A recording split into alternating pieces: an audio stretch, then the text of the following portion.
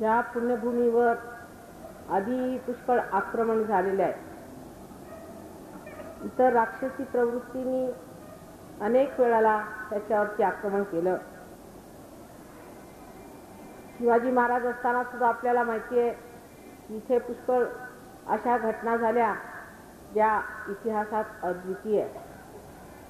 म्हणजे इथल्या जनतेने नेहमी सत्याचाच भाग उचलून धरला, त्यासाठी झगडले. त्यांचं ध्येय नेहमी सत्याला धरून राहणं असं होतं. नंतर आपल्या भारतामध्ये जो स्वातंत्र्याचा लढा झाला त्यात सुद्धा इथे वीरत्वाने लोक लढले आणि स्वातंत्र्य मिळवून दिलं. तसंच सामाजिक पातळीवर सुद्धा फार महत्त्वाची कामगिरी केलेली आहे. तेव्हा खरं म्हणजे महाराष्ट्राची मानसिक भूमी ही पुणे. जरी मुंबईला आपण म्हणतो की राजधानी आहे, पण आर्थिक राजधानी असली तरी जी मानसिक म्हटली पाहिजे किंवा धार्मिक म्हटली पाहिजे ती पुण्यभूमी ही पुण्याची आहे. त्या पुणेकरांवर एक मोठा भारी जबाबदारीचा भाग येतो आणि तो इतका मोठा जबाबदारीचा भाग आहे की त्याची कल्पना सुद्धा तुम्हाला नसावी. कधी कधी मला आश्चर्य वाटतं, पण देवकृपेने आता सहयोग इथे जमू लागलाय. हळूहळू त्याची पाळेमुळे जमू लागली आहेत हे बघून मला फार आनंद. पूर्वी मला फार आश्चर्य वाटायचं की सर्व तऱ्हेचे दुष्ट प्रवृत्तीचे राक्षस या पुण्यभूमीला कसे प्राप्त झाले आणि इथे येऊन त्यांनी कसे लोकांवर अत्याचार. पाशवी प्रवृत्तीचे लोक तसेच दुष्ट रानटी तऱ्हेचे बाबाजी वगैरे अशा तऱ्हेचे लोक इथे आले. त्यानंतर इतर ढोंगी आणि असे लोक इथे येऊन त्यांनी पुष्कळ आक्रमण केलं, पण तरीसुद्धा त्याची पुण्याई ते जिंकू शकले नाही आणि सगळ्यांना पराभूत व्हावं लागलं आणि त्यांना इथून कूच करावं लागलं. आज अशा परिस्थितीत आपण बसलेले आहोत. इथे मला दोन तऱ्हेची लोक दिसतात. त्यातले एक म्हणजे रूढीवादी लोक. अजून आपल्या रूढी आपल्यामध्ये इतक्या रुजलेल्या आहेत की आपण डोळे उघडून बघायला तयार नाही. त्या रूढीबद्दल एकही अक्षर बोललं म्हणजे लोकांना राग येतो. पण ह्या पुण्यातच अनेक रूढी आपण बदललेल्या आहेत हे लोक विसरले. आगरकरांनी बालविधवेचा विरोध केला. इतकंच नव्हे तर विधवा विवाह त्यांनी सुरू केला. म्हणजे केवढी मोठी गोष्ट केली हे आता तुम्हाला समजत नाही, पण त्यावेळेला ही फार मोठी गोष्ट होती की विधवेचा विवाह करणं म्हणजे केवढं अधर्मी कार्य असं लोकांना वाटत असेल. ते आगरकरांनी करून दाखवलं. टिळकांनी स्वराज्य हा माझा जन्मसिद्ध हक्क आहे असं उभ्या कोर्टात जाऊन सांगितलं. असे पाणेदार लोक ह्या पुण्यभूमीत निर्माण झालेले आहेत आणि परत होणार आहेत आणि आहेत.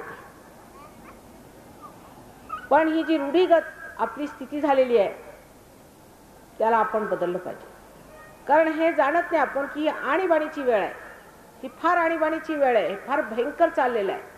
तुम्हाला अजून अंदाजच नाही आहे की किती राक्षसांचा इथे धुमाकूळ होणार आहे आणि काय परिस्थिती निर्माण होणार. आपण झोपेतच होतो, अजून गुंगीतच होतो. आपल्याला अजून लक्षातच येत नाही की आपण चाललो कुठे. आणि जरी म्हटलं याला काही पर्याय आहे तर तो शब्द बरोबर नाही, त्याला ह्याला काही गत्यंतर नाही राहिले. अशी स्थिती आज आलेली आहे. लोकांना सहयोगात येतात, लाभ होतो. लाभ होतो होणार कारण तुमची कुंडलिनी ही जागृत झाली. पण नुसती धुकधुक त्याची आहे. आपण जसं आता प्रमिलाताईंनी इतकं सुंदर सांगितलं असं मी इथे कितीतरी हजारो लोकांना बरं केलेलं आहे. पण किती लोक सहयोग निष्ठेने आणि श्रद्धेने करतात? फार कमी. श्रद्धेने आणि निष्ठेने सहयोग करणारे फार कमी. त्यामुळे होतं काय की जरी हजारो लोकांना बरं केलं तरी व्यर्थ येते. ते लोक आजारी असतात, बरं नसतं त्यांना. करुणेमुळे सहयोग त्यांच्यावरती वाहतो म्हटलं पाहिजे, कृपा करतो आणि त्यांनी लोक बरे. पण प्रमिलाबाईंसारखे असे किती लोक मी बघितले कमी, जे त्याच्यात निष्ठेने उतरले आणि निष्ठा करून श्रद्धावान होऊन स्वतः समर्थ होता. त्यांनी स्वतःच मग लोकांना ठीक करायला सुरुवात केली. माझ्याकडे कोणी पेशंट घेऊन आला नाही. त्यामुळे आपण इतके रूढीगत झालेले आहोत की माताजींनी सगळ्यांना ठीक केलं पाहिजे. माताजींनीच बघितलं पाहिजे, माताजींचा हात लागल्याशिवाय होणार नाही. हे आपल्यामध्ये रूढी आहे की जे काही असेल ते गुरुनीच दिलं पाहिजे. इथे आता मी तुम्हाला गुरु करायच्या मागे तुम्ही सगळे गुरु झाले पाहिजेत. ही रूढी जी चालली होती पूर्वी की गुरु बसला एके ठिकाणी जाऊन मग झालं, बाकीचे सगळे जसेच्या तसे कोरडे पाषाण. सहयोग तसा नाही. सहयोग तुम्हाला गुरु बनवतो. तुम्ही बनलं पाहिजे. तुमच्यातच गुरुत्वाची शक्ती येते. तुमच्यामध्येच ही आजारपण ठीक करण्याची शक्ती, कुंडलिनी जागृत करण्याची शक्ती, ह्या सर्व महान शक्त्या ज्या कुणाला लभ्य नव्हत्या त्या आज मिळत आहेत. त्या घेऊन त्याच्यामध्ये मात केली पाहिजे आणि मनुष्याने अशा स्थितीला पोचलं पाहिजे जिथे स्वतःच तुम्ही समर्थ हो. तसं झालं नाही. समजा जर तुम्ही समर्थ झाला नाही तर मात्र पायदळी तुडवला जा. आता कोणी बचावणार नाही. ही अशी परिस्थिती भयंकर आहे ह्या वेळेला की ह्या अशा एका गुरुपरंपरेत फसल्यामुळे तुम्ही लोक जे एकाकडे सगळीकडे धावून जायचं आणि एकाने सगळं केलं पाहिजे असं जे म्हणत असता ते सोडलं पाहिजे. आता आम्हाला केलं पाहिजे. आम्ही सुद्धा त्या विराटाचे अंग प्रत्यंग आहोत. आम्ही सुद्धा त्याच्यातले एक आहोत. माताजींनी आम्हाला ते जागृत करून दिल्या. आमच्यात कुंडलिनी जागृत झाली. अहो किती लोकांच्या कुंडलिन्या पूर्वी जागृत होत होत्या. आता गगनगड महाराज आहेत, त्यांनी मला सांगितलं मी एका माणसाची केली 25 वर्षात कुंडलिनी जागृत. मग काय झालं? तो वाया गेला. कारण त्याला संन्यासी म्हणून जागृत केली, संसारात आला, परत वाया गेला. पण इथे म्हटलं आमच्याकडे हजारो माणसं पार होतात. अर्थात त्यातले बरेच वाया सुद्धा जातात. नाही मी असं म्हणणार वाया नाही जात, पण तुम्ही वाया जायच्या मागे काला. तुमच्यात हे असायला पाहिजे की आता आम्हाला माताजींनी जागृती दिली आहे, सहयोगाने एवढा आमच्यावर उपकार केला, आता आम्हाला समर्थ झालं. आणि जर तुम्ही समर्थ झाला नाही आणि दुबळेपणाने राहिला आणि उद्या कुणी तुमच्यावर अरेरावी केली किंवा आतताईपणा केला किंवा सर्वनाश जरी केला तरी त्याला परमेश्वर मग जबाबदार राहणार. ही गोष्ट समजून घेतली पाहिजे. हिटलर ज्या वेळेला आला तेव्हा सहयोग नव्हता. जर हिटलरच्या वेळेला सहयोग असता तर त्या हिटलरला सुद्धा नेस्तनाबूत केलं असतं. अर्थात सहयोगानेच गेला तो नंतर. पण आज अशी परिस्थिती आहे की माणसाला सांभाळून राहिला. स्वतःची जी शक्ती आहे ती आम्ही जागृत करायची नाही. रात्रंदिवस गाऱ्हाणं घेऊन बसायचं, दुसऱ्यांची गाऱ्हाणी घेऊन यायची आणि गुरूंनी आम्हाला काहीतरी दिलं पाहिजे, गुरूंच्या हातून हे झालं पाहिजे, आम्ही काय करणार नाही, असेल माझा हरित देईल खाटल्यावरी, ही जी आपली रूढीगत स्थिती आहे ती सोडली पाहिजे. तसं म्हटलं तर अनेक रूढी आपल्यामध्ये अजून पुष्कळ आहेत. पण सहयोगात आल्यावरती बऱ्याच रूढी आपोआप सुटतात. अनेक तऱ्हेचे आपल्या देशावरती आक्रमण आहेत. त्यातले सामाजिक आक्रमणामध्ये आपण ज्या तऱ्हेने मुलींना वागवून घेतो, त्यांची लग्न झाल्यावर त्यांचा छळ करतो किंवा बायकांच्या बाबतीत आपला जो एक प्रकारचा नेहमी त्यांना कमीपणा देण्याचा विचार असतो, ह्या सर्व अत्यंत वाईट अशा ज्या रूढी आपल्यामध्ये फसलेल्या आहेत त्यासुद्धा सहयोगाने सुटतात. कारण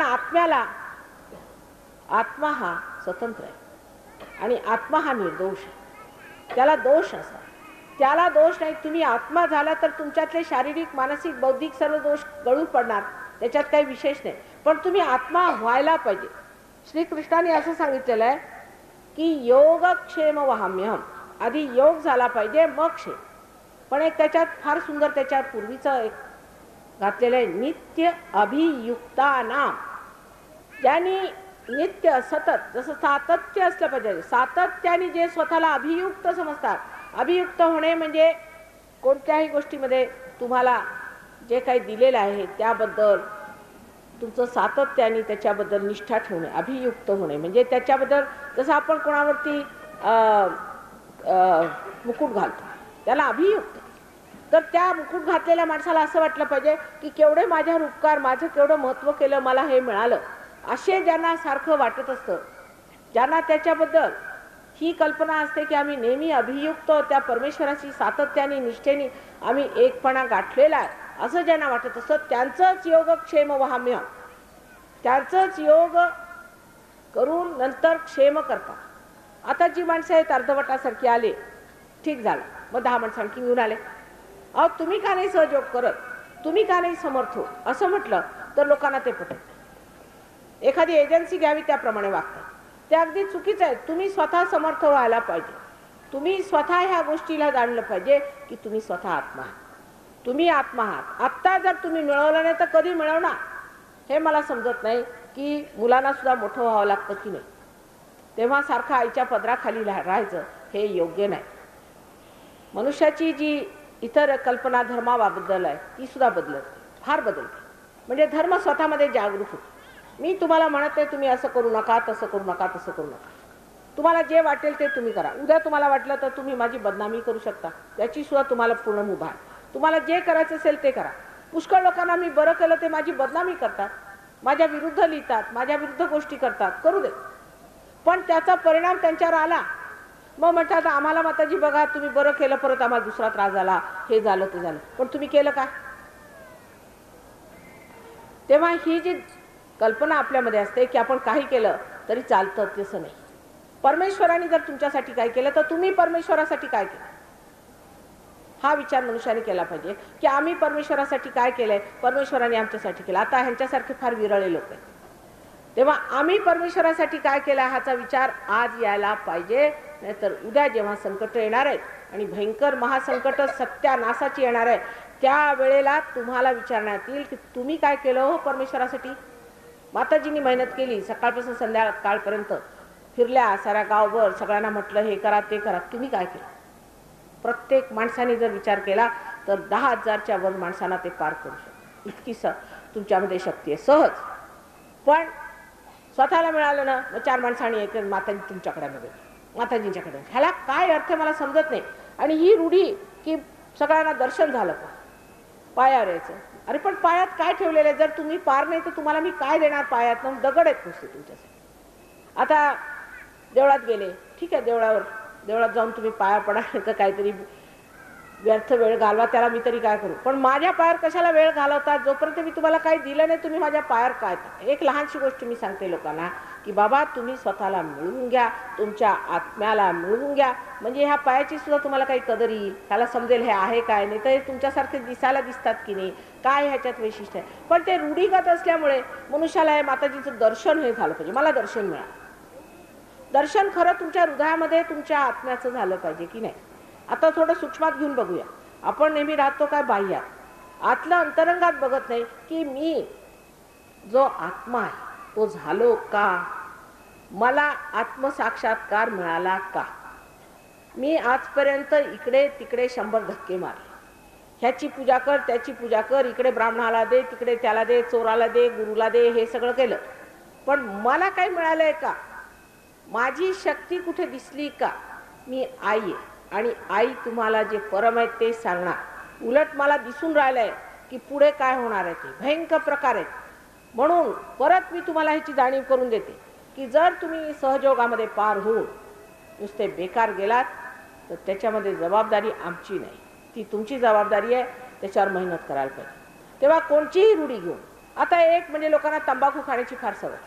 महाराष्ट्रात ही तंबाखू राक्षसीण कधीपासून आली माहीत नाही, केव्हापासून हिचा अंतर्भाव झाला ह्या देशामध्ये माहीत नाही. पण ह्या राक्षसीणीने सगळ्यांना जर्जर करून सोडले. अत्यंत वाईट वस्तू आहे ही, खाऊ नये.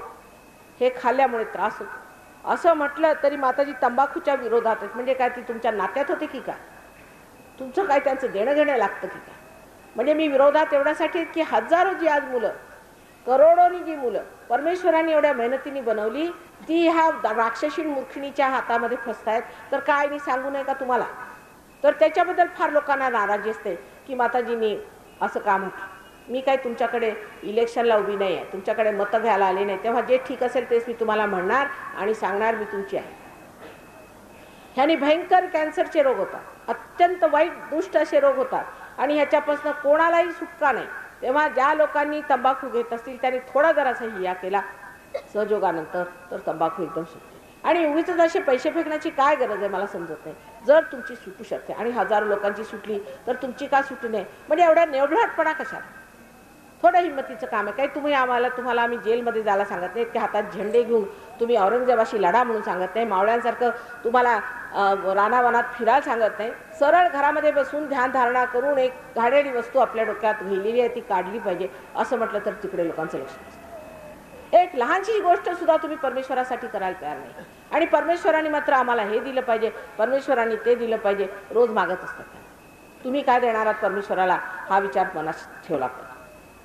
तिसरी गोष्ट म्हणजे अशी आहे की ह्या तंबाखूचीच घेतली तर त्या विठ्ठलाचं नाव घेऊन त्याची टाळ कुटत बसायचं सकाळपासून संध्याकाळपर्यंत, विठ्ठल विठ्ठल विठ्ठल विठ्ठल विठ्ठल, आणि तोंडामध्ये ती तंबाखू. ही तंबाखू विठ्ठलाच्या अगदी विरोधात आहे, पूतनाच आहे म्हटलं तर चालेल. ही तंबाखू तोंडात ठेवून विठ्ठलाचं नाव घेऊ. जर विठ्ठलाचं नाव घ्यायचं असेल तर तोंड तर स्वच्छ पाहिजे निदान. नुसती त्याच्याशी टाळ कुटत बसले तर त्यांनी काय फायदा होणार आहे. बरं, ते जरी करत असले तुम्ही, रूढीगत आहे आपल्याकडे विठ्ठल विठ्ठल करत बसायची पद्धत आहे. पण आता अशी वेळ आली की समजा विठ्ठल येऊन तुमच्या समोर उभा राहिला, तुम्ही ओळखणार कसे? प्रश्न विचार. तुम्ही ओळखू शकता का विठ्ठलाला? साक्षात येऊन तुमच्या समोर उभे राहिले, तुम्हाला कळणार आहे का विठ्ठल कोण आहे? कसं कळणार? कसं कळणार? कारण अजून अंधार आहे डोक्यात. दिसणार कसा तो? तुम्हाला ओळखायला कसा येणार? विठ्ठलाला ओळखायला सुद्धा तुम्हाला आधी आत्मसाक्षात्कार झाला पाहिजे आणि त्याच्यात रुजलं पाहिजे, नाहीतर हलकंच चालतं. मग दिसतच नाही. विठ्ठल जरी उभा असला तरी ओळखायला येणार नाही. ते सुद्धा डोक्यामध्ये धुमश्चक्री चालू असेल, एवढंही मान्य करतात लोक की आहे बा काहीतरी आहे. पण ते खरोखर काय आहे त्याला लोक आत्मसात करत नाहीत आणि मानत नाही. त्याला कारण असं की अहंकार. मनुष्याला अहंकार फार आहे. कुणाला मानायचं म्हणजे अहंकार. तो अहंकार कसा जिंकायचा? मग त्यांनी काही त्रास झाला तरी चालेल, पण तो अहंकार असला पाहिजे. आतापर्यंत ह्या अहंकाराने कोणत्याही साधू संन्याशाने, कोणत्याही मोठ्या संतांनी, कोणत्याही मोठ्या अवतरणाला तुम्ही ओळखलं, त्यांचा छळ केला. ह्या महाराष्ट्रात किती साधू संत झाले आणि के श्रीराम आणि सीता अनवाणी ह्याच्यात चालले. कुणी ओळखलं का त्यांना कोण होते म्हणून? ते मेल्यावर मात्र त्यांच्या तुम्ही गाथा गाता, त्यांची मंदिरं उभारली, मोठे मोठे त्यांचे आख्यायिका लिहिल्या, काय काय लिहून ठेवलेलं आहे बाळ पुराण. ते मेल्यावर मग हरे रामा हरे कृष्णा करत बसायचं. आणि ते जिवंत असताना मात्र त्यांचा पूर्णपणे छळ केला. आणि छळ नसेल केला तर त्या छळाला तुम्ही साक्षी होते. तेव्हा कोणी उठून बोललं का की रामाला किती त्रास होतोय, की सीतेला किती त्रास होतो? ते वानर आले त्यांची मदत करायला. माणसानी मदत केलेली कुठे ऐकायला येत नाही की कुणी एका माणसाने येऊन हातात शस्त्र धरलं असेल, चला आम्ही चालतो तुमच्या बरोबर रावणाशी भांडायला. त्या मानवातनं तुम्ही आलात तरी परमेश्वराची अत्यंत कृपा आहे. काही जरी तुम्ही संत साधूंचं केलं असतं, त्यांनी केवढी माझ्यावर उपकार केले. आज महाराष्ट्रातल्या संत साधूंमुळेच माझं हे कार्य होत आहे. आता परवा एक नामदेवी उभे राहिले. ते म्हणाले की नामदेवांचा मी भक्त आहे, मला नामदेवांनी सांगितलं की देवाचं नाव घेता. असं का म्हटलं? आणि काय तुम्हाला सांगितलं की आत्मसाक्षात्कार घेऊ नका, देवाचं नाव घेत राहा. पण जर परमेश्वर आला आणि म्हणाला आत्मसाक्षात्कार घ्या तर तो घ्यायचं नाही. ही कोणची रीत झाली? म्हणजे नामदेवांचं तुम्ही नाव वाढवून राहिले की त्याला कलंक लावत? असा मी प्रश्न त्यांना ठाम विचारला. म्हटलं हे काय कशावरनं तुम्ही सांगता? उद्या जर ज्ञानेश आले तर ते काय म्हणतील तुम्ही आत्मसाक्षात्कार घ्यायचा नाही? त्यांनी जे पसायदान लिहून ठेवलेलं आहे त्याच्यात लिहिलेलं आहे की ब्रह्माचं एकत्व साधे तो हा सहयोग आहे. त्यांनी जे वर्णन केलं तर तोच हा सहयोग, तोच हा महायोग आहे आज. आणि त्यांच्या नावावरती दिंड्या घाला, त्यांच्या नावावरती झिंगत पडा, पण त्यांच्या नावावरती आत्मसाक्षात्कार घ्यायचा नाही. त्याला मनाई नाही. आत्मसाक्षात्काराला मनाई जर कोणी संत साधूंनी केली असती तर ते संत साधू नव्हतेच, कारण ते स्वयं साक्षात्कारी लोक होते. तेव्हा अशा रीतीने पुष्कळ पंथ निघाले आणि त्यांनी सगळ्यांनी आपल्या खिशात घालून घेतले. सगळ्या ह्या सर्व संत साधून आपण आपल्या खिशात घातलेलं आहे आणि वाटेल तसं त्यांना वागवून घेतो. अशा रीतीने ह्या रूढी त्या पुण्यात सुद्धा पुष्कळ जमलेल्या आहे. तेव्हा मला सांगायचं असं आहे की आता त्या संत साधूंनी सांगितल्याप्रमाणे तुम्ही जी अपराभक्ती केली होती ती पराभक्तीमध्ये तिचं परिवर्तन झालं पाहिजे. म्हणजे आतापर्यंत समजा तुम्ही ते बसून माझी वाट बघत होता, तोपर्यंत आपला जो संबंध तो अपरा होता, म्हणजे तुम्हाला पाहिलं नव्हतं, भेटले नव्हते. आता भेटल्यानंतर मात्र पराभक्ती सुरू झाली. तसंच परमेश्वराच्या साम्राज्यात गेल्याशिवाय तुमची पराभक्ती होणार नाही. म्हणून परमेश्वराच्या साम्राज्यात आलं पाहिजे. भक्तीचे दोन रूप कुठेही वाचली तरी आहेत की परा आणि अपरा. पण आपण नुसतं टाळ कुटत बसले म्हणजे झालं. आपल्या बापदाद्यांनी कुठले त्यांच्या बापदादींनी वाडवडील तेच धंदे करत आले तर हजारो वर्षापासून टाळ कुटत बसले. त्यांनी कुणाला काही मिळालेलं दिसत नाही, कोणाच्या आयुष्यात परिवर्तन झालेलं दिसत नाही, अशाने कुणामध्ये आत्मा जागृत झालेला दिसत नाहीये किंवा त्यांच्यात कोणताच प्रकाश आलेला दिसत नाही. वेड्यासारखे आपले टाळ कुटत बसतात. आणि हे टाळ कुटून जर त्यांना मिळालं नाही तर तुम्हाला मिळणार नाही. तुम्ही तेच होता. पूर्वी काळी तुम्हीच होते. तुम्ही खूप टाळ कुटले. परवा एक बाई मला म्हणाल्या, माताजी मला असं स्वप्न येतं की मी ह्या क्षेत्रस्थळी गेले होते, त्या क्षेत्रस्थळी गेले होते. परत त्या क्षेत्रात गेलं की मला दिसतं की मी ह्या क्षेत्रस्थळी गेले होते म्हणून.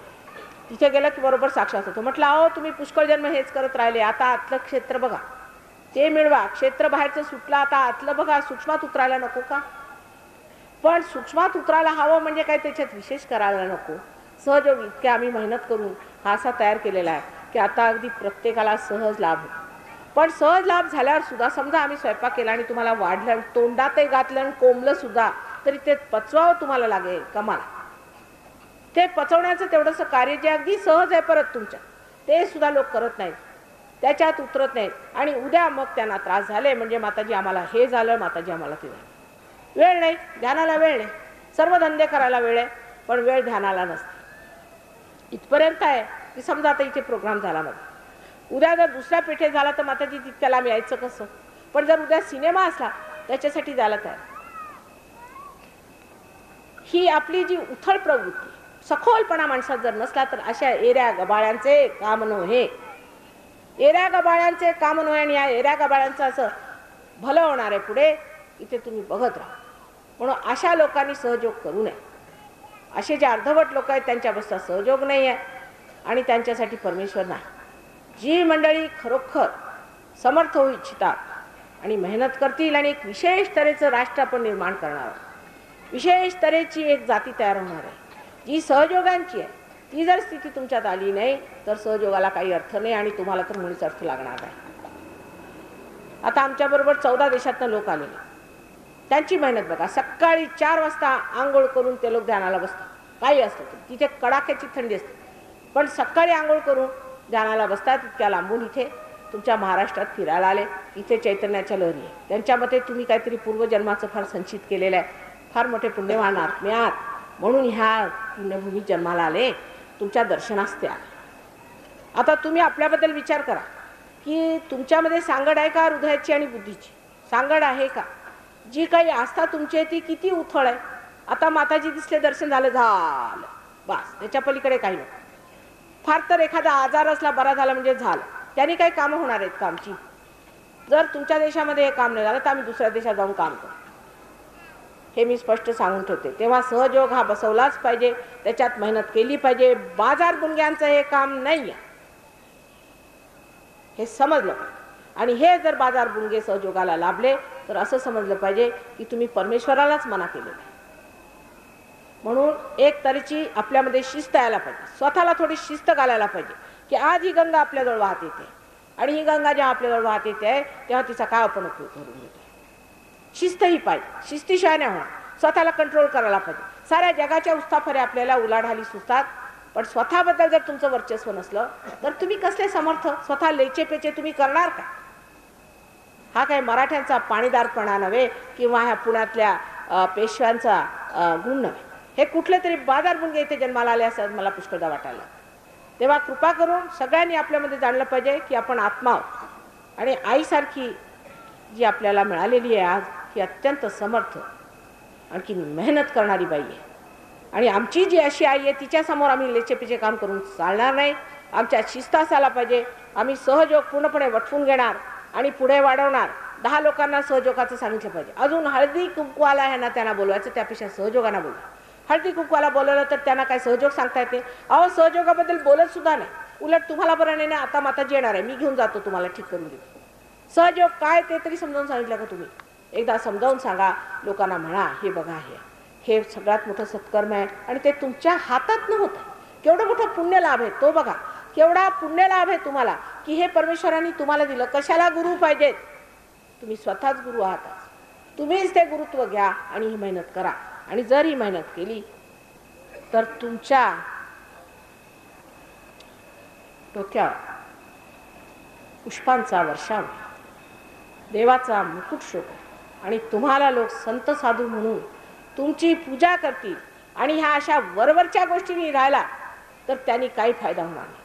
पुष्कळ लोकांना असं वाटतं की माताजी जे लोक वाईट रीतीने वागतात, पैसे खातात, लोकांना मारतात, दुष्टपणा करतात, त्यांचंच जगामध्ये फार प्रबळ राज्य आहे. हे चुकीचं आहे.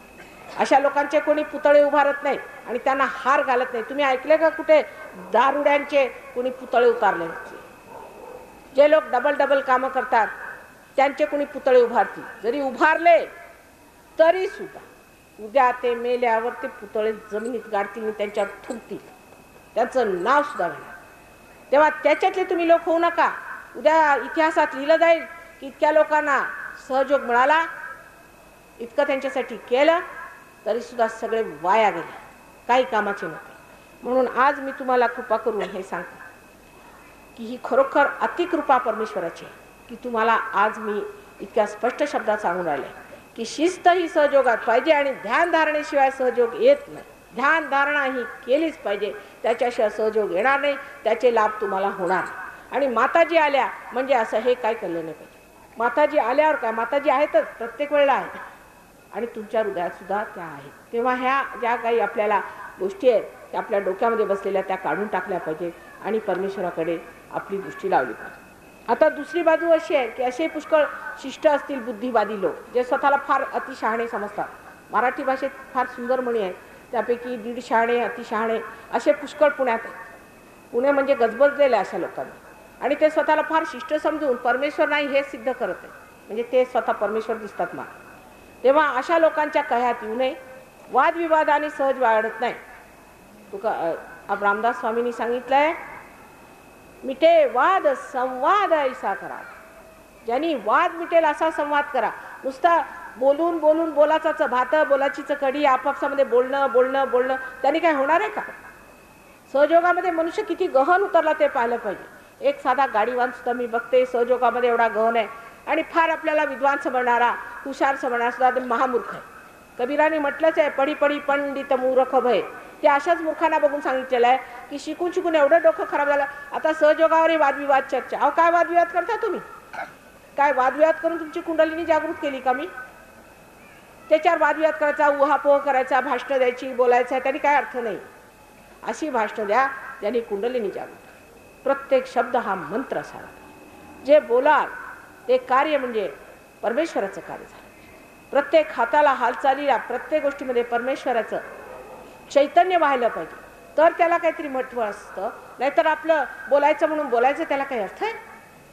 असे मी पुष्कळ आता लोक बघत आहे सहयोगामध्ये आणि मला फार आश्चर्य. आणि हे लक्षात येत नाही की आज आपला सर्व समाज, आपली सर्व सृष्टीच म्हटली पाहिजे तर ती नरकाकडे धावत चालली. नरकाकडे धावत चालली. नरक सगळीकडे. नरकाच्या भावना आहेत. स्वतःचा स्वार्थ, स्वार्थापलीकडे लोकांना काय स्वार्थापायी वाटेल तरी झालं तरी चालेल असे स्वार्थी महास्वार्थी राक्षस जगात जन्माला आलेले आहेत. तेव्हा अशा वेळेला कमीत कमी परमेश्वराचं राज्य संपन्न केल्याशिवाय कसं होणार आहे? तुम्ही जर स्वार्थी झाला तर परमेश्वराचं राज्य कोण संपन्न करणार? उद्या तुमच्या मुलांचे हाल अपेष्टा झाले तर ते तुमच्यावरच येणार. तेव्हा त्यांच्या विचाराने तरी मनुष्याने असा विचार केला पाहिजे की आज जर आमची जागृती झाली तर वचन दिलं पाहिजे, माताजी आम्ही उद्या वृक्ष होऊ. आज अंकुर फुटले, उद्या आमचे वृक्ष झाले पाहिजे आणि एकाहून एक सुंदर वृक्ष झाले पाहिजे. त्याच्यात हेच नाही, माताजी माझ्याकडे या, माझ्या मुलाला बघा, माझ्या भावाला बघा, हे करण्यात काय अर्थ नाही. माझा माझा माझा करण्याने आपला देश तर तसा सत्यानाश झालेला आहे. माझ्या मुलाचं भलं झालं पाहिजे, माझा मुलगा अमका झाला पाहिजे, त्याचं हे झालं पाहिजे, माझ्या मुलीचं असं झालं पाहिजे. अहो हे कोण तुमच्या साथीला उभे राहणार आहे? जेव्हा शेवटली वेळ येईल त्यावेळेला तुमचं पुण्य मोजलं जाणार आहे. आणि आज तुमच्या पुण्याच्या दमावरच तुम्ही ह्या पुण्यभूमीत जन्माला आलात. त्या पुण्याच्या दमावरच तुम्ही सहयोगात आलात. त्या पुण्याच्या दमावरच आज तुम्ही पार झाला. तेव्हा त्या पुण्याला आता वाया दौडायचं नाही. फक्त थोडीशी मेहनत पाहिजे आणि ती जर केली तर सहयोगामध्ये तुम्ही इतके उंच उठू शकता, इतकं कार्य करू शकता आणि इतकं काही लोकांना देऊ शकता की जसे वटवृक्ष उभे झाले एवढ्या एका वर्षामध्ये एक लहान बियांचे जसं काही वटवृक्ष उभे झाले आणि सगळ्यांच्या तुमच्या छायेमध्ये छत्रछायेमध्ये लोकांना आनंदाच्या नुसत्या सागरात ते फिरत असतात. अशी मंडळी आहे, पण फारच बोटावर मोडणारी मंडळी आहे आणि त्यांची मेहनत, त्यांचा त्याग बघितलं म्हणजे मला असं वाटतं की कधी ना कधी इतर लोकसुद्धा तसेच. पण तुम्ही प्रत्येक मनुष्य होऊ शकतो, प्रत्येक मनुष्याला ही घटना होऊ शकते, प्रत्येकामध्ये जागृती होऊ शकते. उगीच दुसऱ्यांच्या वरती नेहमी ढकलून कामं करायची, ढकलून दुसऱ्यांनी तुमच्यासाठी प्रार्थना केलेली चालेल का तुम्हाला? दुसऱ्यांनी जेवलेलं तुमच्यासाठी चालेल का? नाही तर असं म्हणायचं तुम्ही जेव्हा आम्ही बसतो, असं करता का तुम्ही? मग माताजी मला होत नाही वेळ सकाळी, मला बरं बघ नका जेऊ, जेवण एक वेळा सोडता येईल का तुम्हाला? ध्यान हे परमेश्वराच्या साम्राज्यात रमण करण्याचं एक साधन आहे. एकदा त्याच्यात तुमचं रमण सुरू झालं म्हणजे मग त्रास होतो. सुरुवातीचा जरा त्रास, सुरुवातीला जवळजवळ 1-2 महिने थोडा त्रास होतो. मग एकदा मनुष्य रमू लागला म्हणजे मग त्याला दुसरं काहीच आवडत नाही, मग त्याच्यातच तो रमतो. पण ते 2 महिने मेहनतीने सातत्याने त्याच्यात लागलं पाहिजे, निष्ठेने करायला पाहिजे. त्याच्यात जर तुम्ही रमले तर एकदम तुम्हाला आश्चर्य वाटेल की मग दुसरं नको रे बाबा. कोणी बिघडले तर बिघडू देत, कोणी रागवले तर रागू देत, समाज संसार सुटला तर सुटला, पण हे अमृत जे मिळाले ते आम्ही सोडणार नाही. ते अमृत एकदा जमवून घ्यायला पाहिजे ना. आता ह्याचं कनेक्शन जर लूस असलं तर हे कसं काय होणार आहे? ह्याचं कनेक्शन नीट व्हायला पाहिजे की नाही. नित्याभियुक्ता ना. म्हणून माझी सगळ्यांना हात जोडून कळकळीची विनंती आहे की आज जरी मी तुम्हाला पार केलं तरी काहीतरी एखादा मेळावा किंवा काहीतरी एक प्रदर्शन किंवा तमाशा करू नका. हे फार महत्त्वाचं मिळालेलं आहे. ते जपून वाढवलं पाहिजे, मेहनत करायला पाहिजे, केंद्रावर यायला पाहिजे. जर तुम्ही ते करू शकले नसला तर तुम्ही अगदी बेकार लोक. आणि तसं करू नये. मला साताऱ्याला फार आश्चर्य, साताऱ्याला प्रोग्राम झाला, इतके लोक आले होते, त्यातले निम्म्याने लोक परत आले. माताजी आम्ही करायला तयार, आम्ही मेहनत. असे लोक सरसावून पुढे येणारे कुठे बघतात. गांधीजीच्या वेळेला मी तुम्हाला सांगते, लोकांनी आपली घरद्वारं टाकली, मुलं बाळं टाकली आणि जेलमध्ये जाऊन बसली. आजकालचा जमाना असा आलेला आहे की मनुष्याला काहीही करायला नको, नुसतं बसून व्यवस्थित सगळं माताजीने आमच्या गळ्यात घालावं, स्वतः काही मेहनत करायची नाही. आणि काही करायचंच असलं तर माताजींना किती त्रास देता येईल, त्यांचा किती वेळ घेता येईल हेच. पण आम्ही काही करून दाखवू अशी कर्तबगारी फार कमी. म्हणून मला आज प्रमिलाताईंना भेटून फार आनंद झाला. आणि इतर पण इथे सहयोगी काही मंडळी आहेत, त्यांनी सुद्धा फार कार्य केलेलं आहे. तसंच तुम्ही सर्वांनी, प्रत्येकाने एकेकाने स्वतःवर जबाबदारी उचला. सहयोग म्हणजे तुमच्यात असलेली कुंडलिनीचं जागरण करणं. त्यात काही विशेष नाही. तुमचं तुमच्याजवळ आहे ते आम्ही देतोय. तुमची किल्ली तुम्हाला देतो, तुमची जी संपदा आहे ती तुम्हाला देतो. काय आम्ही विशेष करत नाही, देणं घेणं लागत नाही आमचं तुमचं. पण तुम्हाला आम्ही तुमची संपदा दिली, अहो किल्ली तर उघडा. आणखीन काय नाही तर किल्ली तर उघडा. त्यातलं काय ते तर बघा, त्याचा उपयोग तर करून घ्या. ते सुद्धा त्याच्यासाठी सुद्धा आरडाओरडा करावा लागतो. म्हणजे काय सांगावं, तुमचं आहे जे तुमच्याजवळ दिलं, हा आत्मा तुम्हाला मिळाला. फक्त तिथे थोडंसं चिकटवून घ्यायचं. नामदेवांची फार सुंदर कविता एक आहे. ती कविता श्री नानकांनी आपल्या ग्रंथसाहेबमध्ये घेतली. म्हणजे किती मोठे येते असल्यावर पाहिजे. सगळ्या साक्षात्कारी लोकांच्या कविता त्यांनी आपल्या ग्रंथसाहेबात लिहिल्या. त्यात मराठीतच ती आहे, पण ते गुरुमुखीसारखं वाटते. त्या कवितेत त्यांनी असं म्हटलेलं आहे की साक्षात्कारी पुरुष असा असतो जसा एखादा लहान मुलगा पतंग उडवतो. पतंग भरारी आकाशात फिरते आणि तो इतरांशी बोलतो, हसतो, खेळतो, पण लक्ष त्याचं त्या पतंगाला. दुसऱ्या पंक्तीत सांगितलेलं आहे की बायका विहिरीवर गेल्या, पाणी भरलं, 3-3 घागरी डोक्यावर घेऊन चाललेल्या आहे. घरात जायचंय, घाईनी चालल्या, सगळ्यांशी बोलतायत, हसणं खेळणं सगळं चाललेलं आहे, पण तरीसुद्धा लक्ष त्या घागरीवर आहे की घागर पडली नाही पाहिजे. तिसऱ्या पंक्तीत सांगितलंय, बाई आहे, तिचं लहान मुलं आहे, त्या मुलाला कमरेवर घेऊन स्वयंपाक करते, झाड लोट सारवण सगळं काम करते, पण हे सर्व करताना सुद्धा लक्ष तिचं आपल्या कडेवर आहे, कारण तिथे तिचं मुलं. तसं आपलं लक्ष जोपर्यंत होत नाही की आपला लक्ष पूर्णपणे आत्म्यावरच आणि इतर काही गोष्टींवर नाही, जोपर्यंत असं जमत नाही तोपर्यंत तुमच्या कोणत्याही कार्यामध्ये चमक येणार, परमेश्वराचं चैतन्य येणार. प्रत्येक कटाक्षामध्ये निरीक्षण असायला पाहिजे. म्हणजे प्रत्येक तुमचा एक डोळावरती उचलला गेला आणि तुम्ही काही पाहिलं की तिथे चैतन्य पोचलं पाहिजे. ही स्थिती तुमची येऊ शकते, पण तसं तुम्ही स्वतःबद्दल विचार कुठे करता, त्याची जबाबदारी तुम्ही घेत नाही. जर झालं तर सगळं करायला आम्ही समर्थ आहोत, ते सगळं करायला आम्ही समर्थ आहोत आणि ते होऊ शकतं आणि तुम्ही सुद्धा समर्थ आहात. तेव्हा आपल्या आईकडे बघावं, तिच्या मेहनतीकडे बघावं आणि थोडीशी मेहनत तुम्ही घ्यावी. तुम्हाला आता 2 दिवस पुण्याला आले तर तुमची झाली काय, थोडं बहुत आले बरे, संध्याकाळला फार उपकार झाले तुमचे, असं आहे. पण मी मात्र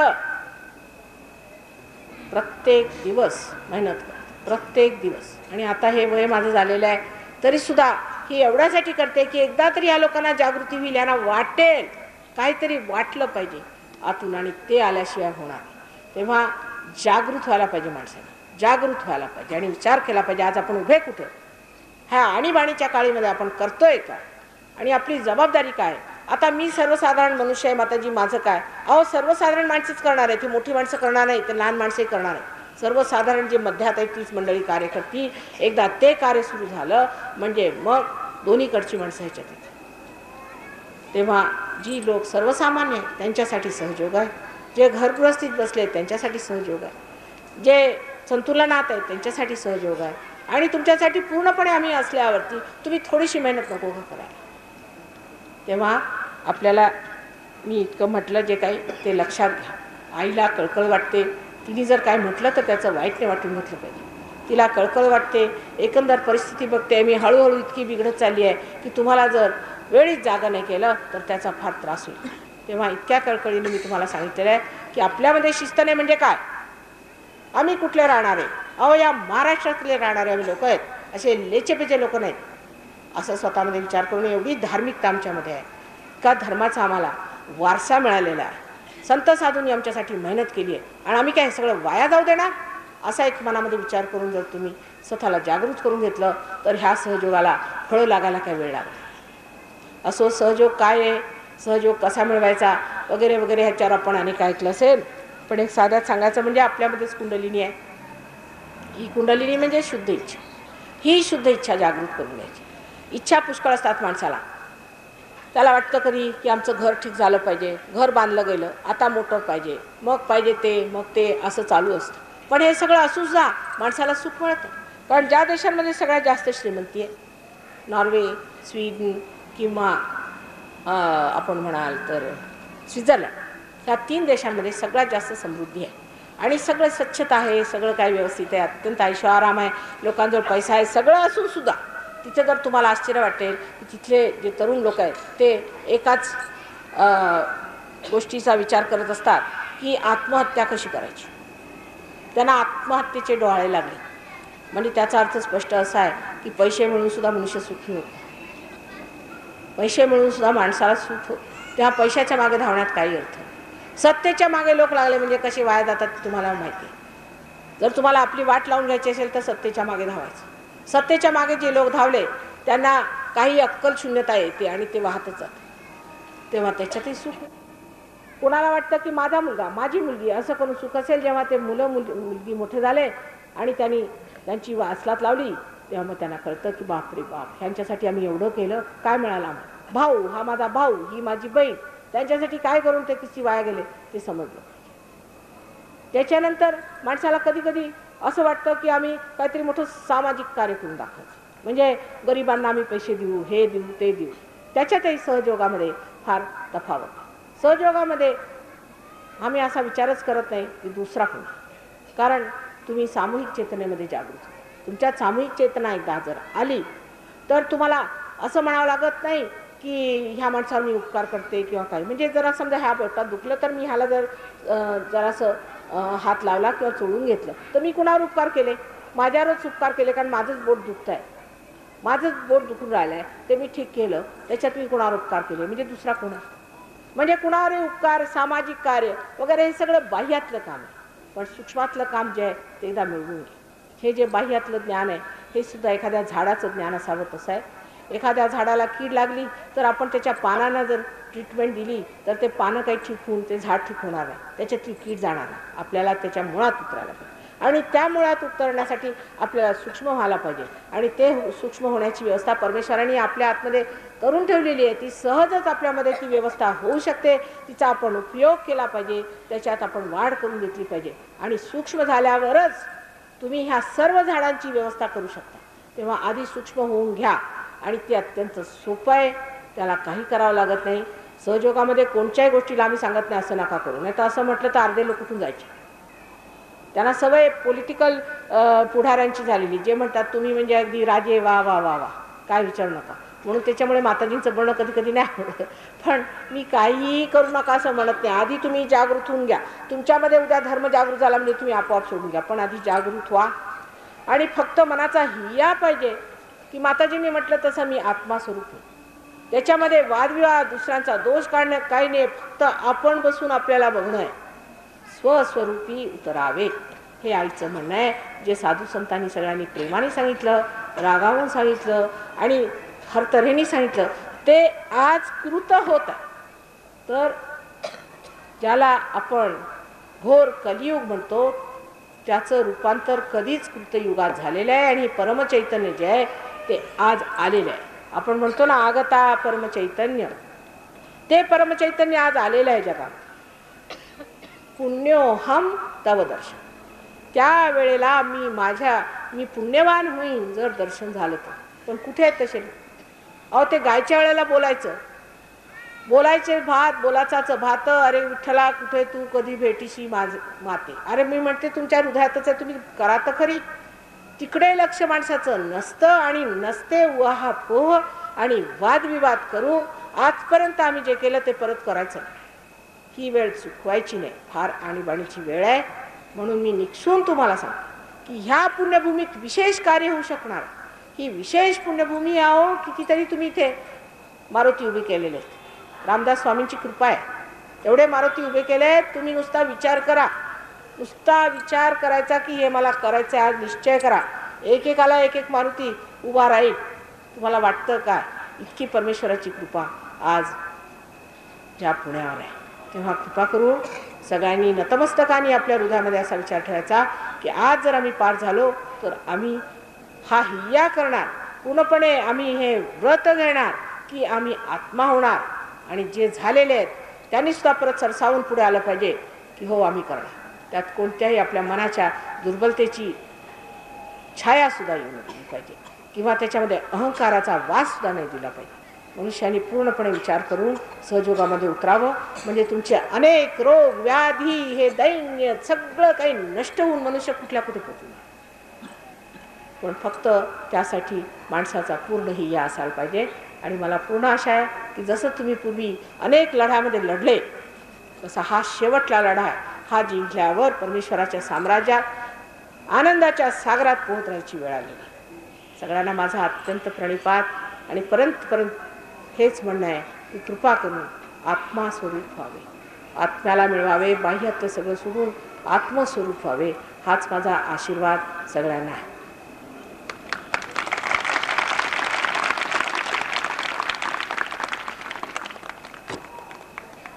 आता काही प्रश्न असले तर विचारा. थोडा वेळ. पण त्याच्यानंतर आपण ध्यानाचा प्रोग्राम करू. आणि फालतू प्रश्न विचारू नका बेकारचे.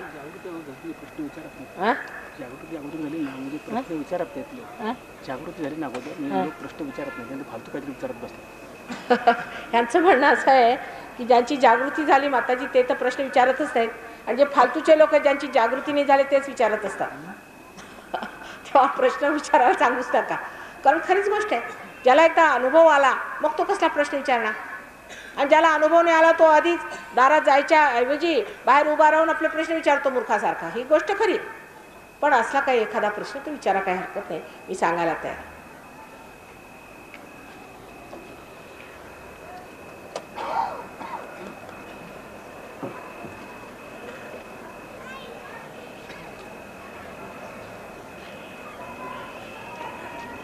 हां, प्रश्न असा विचारा की ज्या प्रश्नाला काहीतरी सांगोपांग असायला पाहिजे. म्हणजे काहीतरी विस्कळीत प्रश्न विचारला तर तुमची आई फार हुशार आहे. ती तुमच्या गळ्यात घालेल तो प्रश्न. तेव्हा असा तसा विचार नका. जरा जास्तच हुशार आहे मी. काय करणार पाहिजे ना हुशारी. मुलं फार हुशार झाली तर त्यांना सांभाळायला जरा हुशारी लागते आहे की नाही. हां, काय प्रश्न आहे? हां, जे उपास करतात नाही वगैरे काही कारण ते आपल्या ह्याच्यात करत नाही केलं तर काही वेळा त्रास होतो ना असं म्हणून. उपास. आता उपासावर आणि प्रश्न विचारला. उपासाबद्दल काय मत आहे ते आधी सांगून टाकते. पण अर्धे लोक उठून जातील. अहो आधीच आपल्या देशामध्ये लोक उपास करतात. तुम्ही कशाला उपास करता आणखी? ते उपास करूनच उपासमारी आणली आहे. रात्रंदिवस उपास करूनच आपण उपासमारी आणली. म्हणजे देवाच्या नावावर उपास करायचा नाही. हे अगदी चुकीचं आहे. कुणी सांगितलं तुम्हाला देवाच्या नावावर उपास करायचा? तुम्हाला करायचा असेल तर करा असा शौक असला तर. पण देवाच्या नावावर उपास करायचा नाही. आता बघा संकष्टीला गणपतीचा जन्म झालेला आहे ना. तुमच्या घरी जर मूल जन्माला आलं तर तुम्ही सुतक पाळाल का? सुतक पाळाल का तुम्ही? मग संकष्टीला कशाला उपास करता? ज्या दिवशी त्यांचा जन्म झाला त्या दिवशी सुतक कशाला पाळायचं? इंग्लंडमध्ये उलट आहे. ज्या दिवशी ख्रिस्ताचा जन्म झाला त्या दिवशी दारू प्यायची मुद्दाम. तसंच नमुना तो एकच आहे. म्हणजे कसं तरी करून परमेश्वराला नाराज कसं करायचं ते येतं. तुम्हाला जर आईला नाराज करायचं असलं तर आपण काय म्हणतो, आज मी जेवणार नाही, झालं आई गेली, तिच्यावर मात झाली, मग तिने सांगितलं जेवायचं. उपास करायचा तो आपल्या प्रकृतीसाठी किंवा कशासाठी करायचा असेल तर तो करावा, त्याला काही हरकत नाही. पण परमेश्वराच्या नावावर उपास करू नका. तुम्हाला हवाय ना उपास करायला, मग परमेश्वर म्हणतो करा की करा, चांगलंच करा. मग उपासमारी येते, मग काय हरकत आहे, चांगला परमनंट उपास. वा, परमेश्वराच्या साम्राज्यात आलो, आम्ही परमेश्वराचं नाव घेतोय तेव्हा आम्ही उपवास करतोय, चांगलं झालं. डोकं तरी वापरलं पाहिजे की नाही त्या बाबतीत. आणि उपास सोडायचा कसा, कारण उपास म्हणजे पुष्कळ लोकांना एक जेवण बदलून घेण्याचा एक प्रकार आहे, म्हणून उपास सोडत. म्हणजे आता जे आज उपास आहे समजा, तर सकाळपासून हे किंवा त्याचं पीठ आलं का, भुईमुगाचे दाणे मिळाले का, सगळं लक्ष तिकडे. साबुदाण्याची खीर करायची का काय करायचं, मग आज उपास आहे ना आपल्याला, मग हे खाल्लं पाहिजे ते खाल्लं पाहिजे, मग कसं करणार, हे चालतंय ते नाही चालत, झालं सगळं लक्ष जेवणाकडे आणि म्हणे उपास. आणि मग सकाळी जमदग्नी चावतात, कारण आज म्हणे काय झालं, काय असे काय बिघडून राहिलेत, उपास आहे त्यांचा. असं का, संध्याकाळपर्यंत अर्धे माणसं जोपर्यंत मार खाणार नाही तोपर्यंत त्यांचा उपासच पूर्ण होत नाही. ह्याशी उपासडे लोक सहयोगाला चालत नाही. उपास करायचा, पुष्कळदा नाही जेवायचा. आम्ही सुद्धा पुष्कळदा जेवत नाही, सहयोगी जेवत नाही, ते जेवायचं नाही, जाती झालं म्हणजे नको जेवण, त्याला काही हरकत नाही. पण उपास म्हणून करायचा नाही, आणि त्याने मग रोग होतात, आणि ते रोग मग मीच ठीक करणार आहे. समजा तो तुम्ही संकष्टीला उपास केला, तो प्रॉस्टेटचा तुम्हाला रोग होणार, करून घ्या, मात्र माझ्याकडे येऊ नका. आणखी पुष्कळचे उपास, आता गुरुच्या दिवशी गुरुवारी जे उपास करतात त्यांना पोटाचे रोग होतात, करा. गुरुचा दिवस, त्या दिवशी उपास कशाला मांडला तुम्ही, त्यांच्या जन्माचा जो दिवस आहे त्या दिवशी तुम्ही उपास करायचा असतो का. किती दुःखाची गोष्ट आहे, पोटाचे त्रास. आणि म्हणे आम्ही दत्तांचे शिष्य, असं का, दत्तपंथी, मग आम्हाला पोटात फार त्रास आहे माताजी. जिथे त्यांचं स्थान आहे तिथेच तुम्हाला त्रास आहे, म्हणजे तुमचं काहीतरी चुकलेलं आहे हे लक्षात आलं का. तर आहेत ह्या आजारांच्या, आणि बहुतेक आजार हे देवाच्या नावावर तुम्ही धंदे केल्यामुळे होतात. त्यातल्या त्यात पुष्कळ लोकांना गुरुची बाधा, वाईट गुरूंच्याकडे जायचं, चुकायचं. कशाला पाहिजे गुरु, सद्गुरू पाहिजेत ना. सद्गुरू आहेत कुठे. जे लोक पैसे घेतात अशा गुरूंच्याकडे जे लोक जातात ते पहिल्यांदा सांगणार, हे बघा तुम्ही 10 सोमवार करा, 12 मंगळवार करा आणि 14 बुधवार करा, म्हणजे सगळं हे करा, तुम्ही मरा म्हणजे, आणि आम्हाला सगळे पैसे देऊन जा, तुमचं जेवढं इस्टेट आहे आमच्या नावाने लिहून जा. ते बरोबर आपल्याला करतो, कारण उपास करायला सांगितलं ना. मग पारायण 108 पारायण केली ह्याची, 108 त्याची पारायण केल्यावर पारायण करून तर परमेश्वर मिळणार आहे. कुणाला मिळाला आहे का पारायण करून, दिसत नाही का तुम्हाला. नाही तर म्हणे आम्ही देवळं धुत बसतो, देवळं धुवून का देव परमेश्वर मिळणार आहे. हृदय धुवा, हे आतलं काम आहे. ह्या अशा रीतीने आपण जे आपलं परमेश्वराला आळवतो आणि परमेश्वराला जे जाणतो ते सर्व चुकीचं आहे, अंधारात केलेलं काम आहे.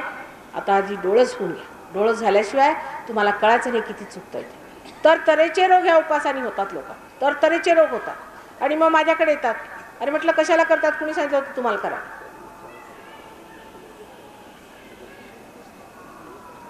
तेव्हा उपास तपास सहयोगामध्ये देवाच्या नावावर करायचा नाही. असे तुम्ही उपाशी मेलात तरी आम्ही काय करणार, त्याचे मरा, इथे आहेतच पुष्कळ लोक मरणार आहे तसे. आणि असा उपास करून आपण खरोखर म्हणजे परमेश्वराचं जे आहे जो आशीर्वाद आहे त्याच्याबद्दल कृतज्ञता कधीच दाखवा. ही कृतज्ञता, परमेश्वराच्या उपकाराची कृतज्ञता. आपल्याला मुलगा झाला म्हणजे आपण लाडू करतो, आणि देवीला मुलगा झाला जो गणेश, त्या दिवशी उपास करायचा. म्हणजे काय मूर्खपणाचं लक्षण आहे तुम्ही सांगा. पण हे आपल्याला आधीपासून सांगितलेलं आहे, पण तुम्ही डोकं का नाही वापरलं. ज्यांनी शिकवलं असेल ते राक्षस असतील, कुणी असतील, तुम्ही आपलं डोकं का नाही वापरलं तेव्हा. बरं आता नाही, पण आता वापर, झालं ते आता मात्र वापरून घ्या डोकं. उपास फक्त एका दिवशी करायचा असतो सहयोगामध्ये, त्या दिवशी नरक चतुर्दशी असते. त्या दिवशी सकाळी उठून आंघोळ करून फराळा बसतात. नरक चतुर्दशीच्या दिवशी नरक हा उघडला जातो. नरक उघडला गेला की त्याच्यात सर्व नरकात माणसं घातली जातात. त्या दिवशी सकाळी उशिरा उठलं पाहिजे, कारण त्या दिवशी नरक उघडलेला असतो. किती वाजता बंद होईल काय माहिती, त्यामुळे रात्रीच्या वेळेला उठायचं नाही. तर 4 वाजता उठून आंघोळ बिंगोळ करून, अरे दिवाळीच्या दिवशी का नाही करत, नरक चतुर्दशीला कशाला? दिवाळीच्या दिवशी करायला काय हरकत? दिवाळीच्या दिवशी सकाळी उठून आंघोळ बिंघोळ व्यवस्थित का नाही करायची? नरक चतुर्दशी आता माहिती आहे तुम्हाला की नरकासुराला मारल्यावर त्याला आतमध्ये त्या नरकात घालण्यासाठी म्हणून नरकाचं दार उघडावं लागतं की नाही? जेवढे जगातले नरकासुर आहेत त्यांना कधी घालायचं त्या नरकात? त्या दिवशी बरोबर आपण फराळाला बसतो. म्हणजे भूतांचं काम आहे की नाही सगळं? आमच्या सहयोगामध्ये दिवाळीच्या दिवशी होतं. दिवाळीच्या दिवशी सकाळी आंघोळ बिंघोळ करून लक्ष्मीच्या स्वागतार्थ तयार बियार होऊन सगळं व्यवस्थित कपडे बिपडे घालून तयार होऊन लक्ष्मीच्या स्वागतार्थ राहायचं. त्यात तरी शहाणपण कुठे कुठे आहे? म्हणजे कुठेही दिवा लावून ठेवायचा वगैरे वगैरे हे शहाणपण आहे. पण काही काही इतका मूर्खपणा आहे की तो सोडलाच पाहिजे. सहयोगामध्ये काही पर्याय नाही, कॉम्प्रोमाइज नाही की थोडा मूर्खपणा आणि थोडा शहाणपणा असा मिक्सचर नसतो. शहाणपणाच मूर्खपणा चालतच नाही. तेव्हाच तर तुम्ही मोठे होणार. मोठ्या माणसाचं लक्षण म्हणजे शहाणपण आहे. आणि जे साक्षात्कारी लोक होतात असतात त्यांची एक ओळख असते, कधीच चुका करत कधीच चुका. तेव्हा आपल्या काही थोड्या बहुत चुका आहेत त्या सोडून द्यायच्या. आणि त्या तरी आपल्याला आईवडिलांनी सांगितल्या म्हणे उद्या जर तुम्ही इंग्लंडमध्ये जन्माला असता तर दिवाळीच्या दिवशी दारू प्याले असते. आणि पुष्कळ पितातच इथे सुद्धा. नाही तर बसून पत्ते खेळतात. आता पत्ते खेळायला कोणी सांगितलेलं? हां, What is the relationship between Kundalini and healing? हां, इथे गृहस्थ आले ते विचारतात की कुंडलिनीनी हिलिंग कसं होतं. हिंदी में होता it is very easy to understand that it is a residual power within us, the power that has created the whole human body, everything, and after that it is still waiting to manifest itself. That is the Shuddha Ichcha, that's the pure desire. Now the healing is also one of the desires in human beings, that you should be cured. And because the Kundalini rises, she gives that, je jo vanchila te tu pavi. Whatever you desire, you get. But your desires also change their priorities. Your desires become different. You no more ask for any of these things. You just get cured and then you have to ask for God, ask for your spirit. Once you ask for your spirit, you are completely cured. That's how it works. It gives you all your desires, which are good desires, which are good for you, hita, which achieves your hita. That is the well-being of your spirit. And then the well-being of your spirit is only possible when your attention is cleared out of all the other things, and the power, the light of the spirit spreads in that darkness and you get everything that you want. It's not only healing, it's just byproduct. Healing is nothing. So many things you get. You know, even you can control electricity. Yesterday I showed them how to control electricity. Bola. परीच्या वरते पश्चिमतीच्या खालते अजपाजप, परीच्या वरते पश्चिमतीच्या खालते अजपाजपाचं जरा माहिती पाहिजे. आता अजपाजप काय? अजपाजप वगैरे जो बाहेरून आपण करतो तसा नसतो अजपाजप. अजपाजपला परत ते परापराच्या गोष्टी आल्या. आता आपल्या समजा आपल्या एखादी मशीन असली, आता मोटरच घ्या, मोटर. आता मोटरचं आपल्याला जर चालवायची असली तर आपल्याला किल्ल्या फिरवायला लागतात की नाही? जर समजा आपण मोटारीचं चाक फिरवायला लागलं तर मोटर चालेल का? तसंच हे बाह्यातलं करणं आहे, अजपाजप करत बसायचं. अजपाजप जर केला आपण तर त्याने अजपाजप होत नाही. अजपाजप हा आतमध्ये घटित होत असतो आपोआपच. तो तुम्हाला करावं लागत नाही, तुम्ही जाणत नाही, काही नाही. जर अजपाजप आतमध्ये नसला ती कुंडलिनी करते. हे कुंडलिनीचं कार्य आहे. कुंडलिनी जेव्हा वरती उठते तेव्हा ती जपानीच, चा जो जप असतो त्यानीच ह्या सर्व देवतांना जागृत करत असते. ते तुम्ही नाही करायचं. तुमच्या तोंडाच्या बडबडीने ती उठणार नाही आहे, काही मंत्र म्हणून उठणार नाही आहे. तिला एखादा जो असा अधिकारी पुरुष असेल किंवा अशी अधिकारी आई असेल तीच तिला जागृत करू शकते. ती जागृत झाल्यावर सर्व व्यवस्था आतमध्ये होतात.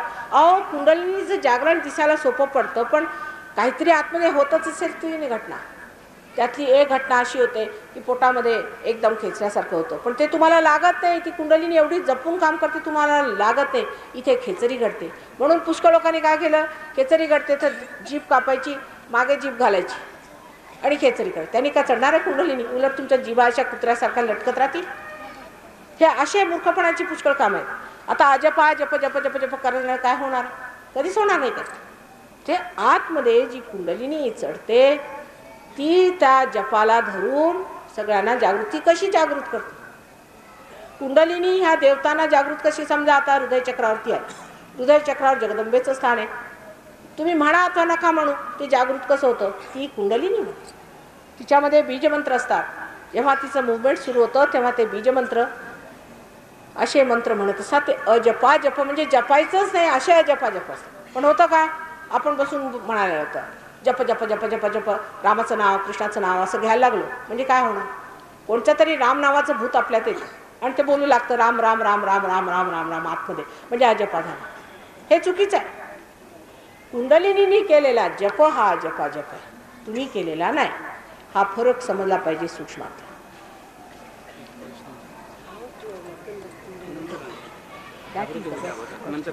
हे how to awaken the kundalini हा प्रश्न विचारलेला आहे आणि तेच मी मग सांगते की ते माझं काम आहे, मी करते.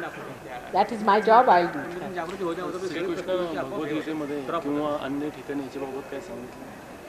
श्रीकृष्णाने सांगितलेलं आहे एका अर्थाने, नाही सांगितले नाही एका अर्थाने, कारण त्यावेळेला एवढं समजणारे लोक नव्हते. एका अर्थाने फार सांगितलं आहे त्यांनी. श्रीकृष्णाने आधी सांगितलेलं आहे, सुरुवातीला सांगितलं की तुला ज्ञानयोग झाला, स्थितप्रज्ञ व्हा. कसं आहे स्थितप्रज्ञ कसं व्हायचं? सुरुवातीला सांगितलं स्थितप्रज्ञ व्हा, साक्षी स्वरूप व्हा. ते कसं व्हायचं? अर्जुनाने सांगितलं तू इकडे मला म्हणतोय की युद्धावर जा, माझ्या स्वतःच्या नातलगांना मार, आणि तिकडे म्हणतो की तू साक्षी होय कसं? श्रीकृष्णाने सांगितलं बरं. ते म्हणजे काय होते? डिप्लोमॅट होते. त्यांनी सांगितलं सरळ हे येणार नाही, सरळ हाताने चालणार नाही, थोडं वाकडं बोलावं लागेल. सरळ बोलून ऐकणारे त्यावेळेला लोक नव्हते. म्हणून त्यांनी सांगितलं की बरं तुला नाही ना पटत आहे, चला तुम्ही असं करा, जेवढं काही कार्य करायचं असेल ते करा आणि परमेश्वराच्या चरणावर घाला. पण असं होऊ शकत नाही. जोपर्यंत आपल्यामध्ये अहंकाराची संस्था आहे तोपर्यंत असं होऊ शकत नाही. आपण म्हणतो आम्ही सगळं करून परमेश्वरावर घालतो.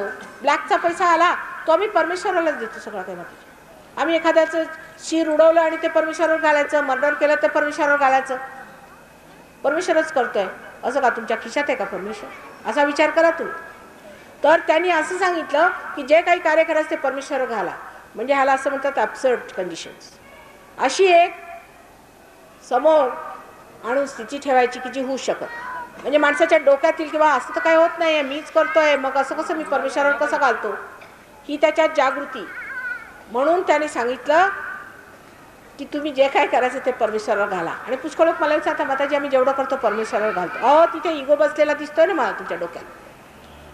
जेव्हा कुंडलिनीचं जागरण होतं आणि आज्ञाचक्रावरती कुंडलिनी जेव्हा उठते तेव्हा ती दोन्हीकडनं इगो आणि सुपर इगो म्हणजे आपल्यातला जो अहंकार आहे आणि आपल्यातले जे मनातले जे वाईट संस्कार आहे ते सगळं ओढून येतं. त्याच्यानंतर ही घटना ही घटित झाल्यावर मग मनुष्य परमेश्वराशी एकाकार झाल्यावर जे काही कर्म होतं त्याच्यात तिसऱ्या ह्याच्यात बोलतो, पुरुषात बोलतो. म्हणजे असं म्हणेल हे जातंय मात्र, हे येत आहे, हे होत नाही, हे जमत नाही असं नाही म्हणत, मी करतो असं नाही म्हणत, हे होत आहे, हे जात आहे. म्हणजे झालं की नाही, कर्म सुटलं की नाही त्याचं. दुसरी गोष्ट त्यांनी सांगितली कृष्णाने की तुम्ही माझी भक्ती करा.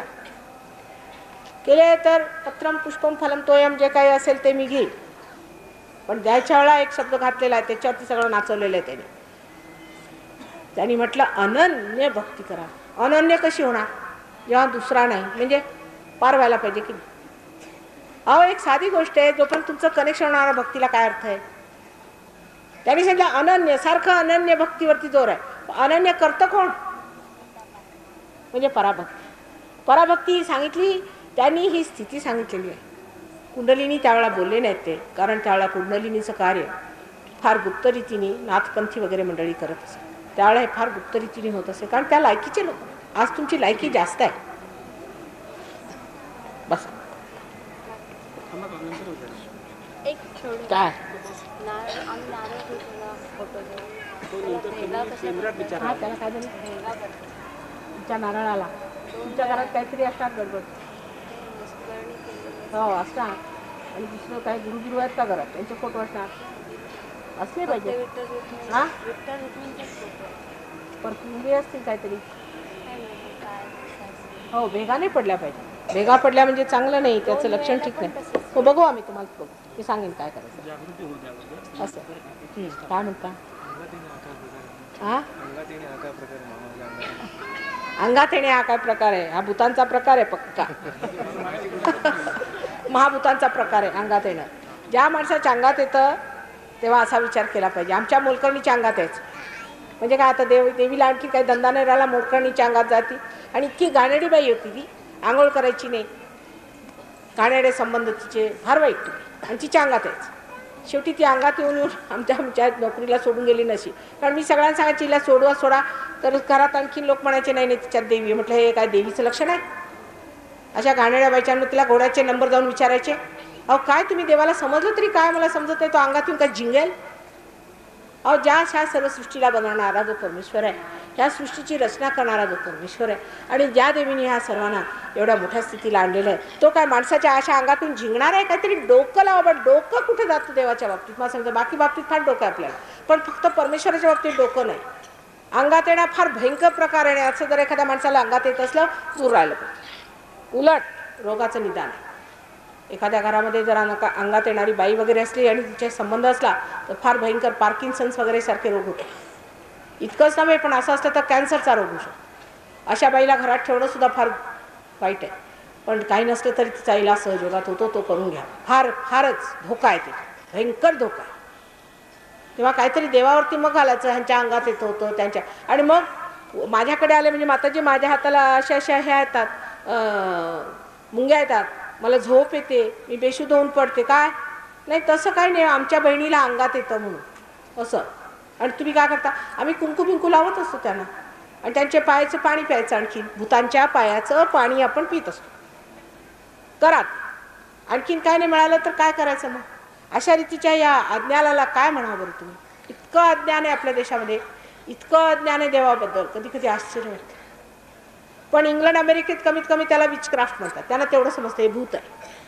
पण इंग्लिशमध्ये एकच शब्द आहे सर्वांना स्पिरिट म्हणजे भूत स्पिरिट म्हणजे आत्मा आणि स्पिरिट म्हणजे दारू तिने याला एकच नाव ठेवून दिलेलं आहे पण त्याला तरी माहिती आहे ह्या माणसात स्पिरिट आलं म्हणतात देवाला असं नाही म्हणत आपल्याकडे एखाद्या अंगात आलं म्हणजे आणि त्या माणसाचं चरित्र बघा त्याचं वागणं बघा तिच्यात काय विशेष आहे ते बघा अहो ज्या माणसामध्ये देवी असते किंवा जो देवी असतो किंवा देवता असतो असा जो कुणी असेल त्याचं वागणं कसं त्याचं बोलणं कसं त्याच्या चेहऱ्यावरती कांती कशी ते सगळं बघायला पाहिजे आणि त्याच्यात शक्ती व्हायली पाहिजे म्हणजे काय त्याला अर्थ आहे का म्हणजे परमेश्वराचं आपण काय भारूड करून ठेवलं तेच मला समजत नाही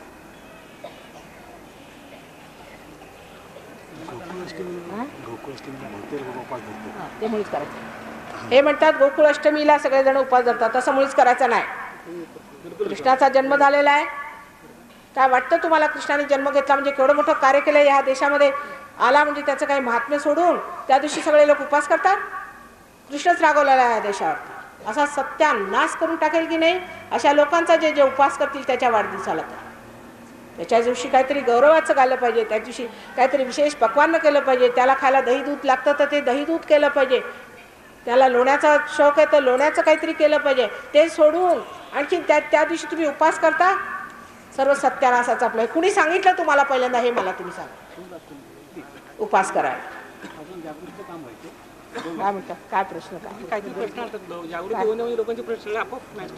प्रश्न आहे एक सांगा आता ते म्हणतात की तुला लांब जायचं जरा जागृती पाहिजे हो ह्यांचं बरोबर आहे ह्यांना लांब जायचं आहे ना जागृती पाहिजे जरा बसा 5 मिनिटात मी करते फालतूच्या आता प्रश्न विचारू नका पुष्कळ लोकांना लांब जायचं बसा मलाही फार लांब जायचं आहे हे लक्षात ठेवलं पाहिजे लंडनहून आले मी तुमच्यासाठी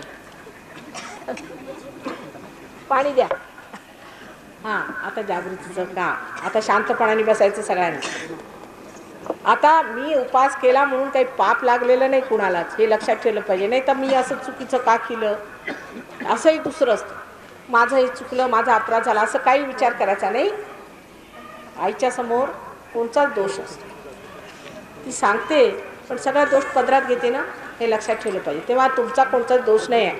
काही जरी मी म्हटलं तरी विसरून जायचं, सगळा तुमचा दोष पदरात घेतलेला आहे. आता तुम्हाला जागृती देते, फक्त ते घ्या.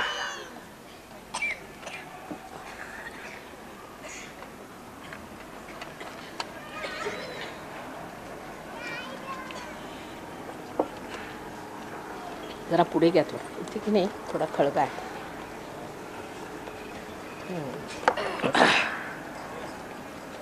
बरोबर. आता जागृतीसाठी काय करायचं, सोपं काम आहे अगदी.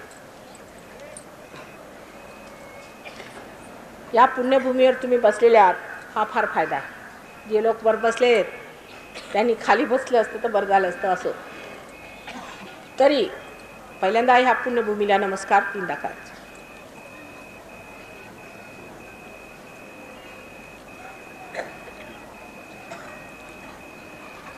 नंतर श्री गणेशाला नमस्कार केला पाहिजे. आणि आमच्या मोक्षाची वेळही, ह्या मोक्षाच्या क्षणाला, ह्या वेळेला तुमचं रक्षण कर. निर्वाणाच्या वेळेला तुमचं रक्षण करत असं आपण त्याच्या आरतीत म्हणत असतो, ते आज म्हणायचं. ही निर्वाणाची वेळ आहे, आम्ही सहजच प्रवाहात पडलेलो आहोत, तेव्हा तू आमचं रक्षण कर असं त्याला मागायचं. हात जोडून पूर्ण हृदयाने केलं पाहिजे, मनापासून केलं पाहिजे, असं मागून घ्यायचं.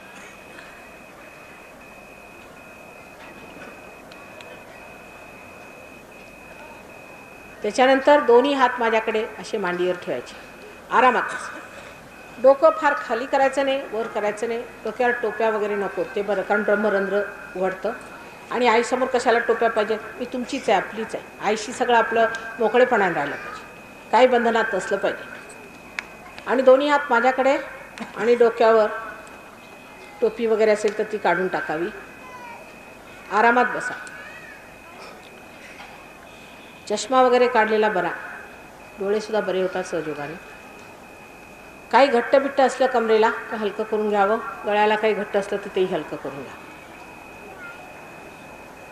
कुठे अडचण वाटत असली ते अडचण ठीक करून आरामात बसायचं, कारण एक 10 मिनटं लागतील या गोष्टीला.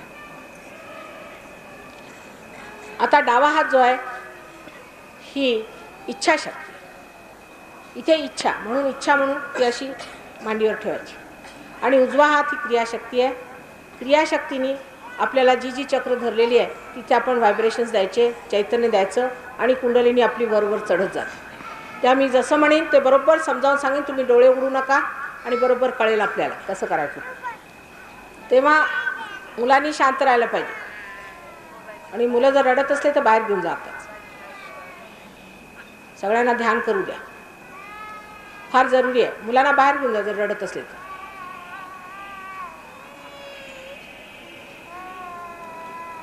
हां, आता डोळे मिटायचे आणि डोळे उघडायचे नाही जोपर्यंत मी म्हणत नाही कृपा करून डोळे नका उघडू, नाही तर कुंडलिनी उठणारच नाही, उठली तरी आज्ञाचक्रावर जाणार.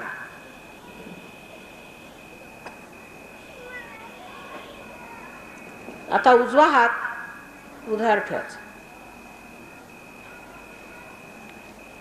आपला मार्ग मोकळा करायचा असतो, आणि तो मार्ग मोकळा करण्यासाठी जे मी म्हणीन ते हृदयापासून म्हणायचं, मनातच म्हणायचं, बाहेर म्हणायचं नाही, पण हृदयापासून म्हणायचं. उजवा हात हृदयावर ठेवून डोळे मिटायचे, डावा हात सारखा माझ्याकडे ठेवायचा, तो बदलायचा नाही. आता एक प्रश्न विचारायचा, माताजी मी आत्मा आहे का, असा 3दा प्रश्न विचारायचा. माताजी मी आत्मा आहे का, परत माताजी मी आत्मा आहे का, असं हृदयापासून विचारायचं.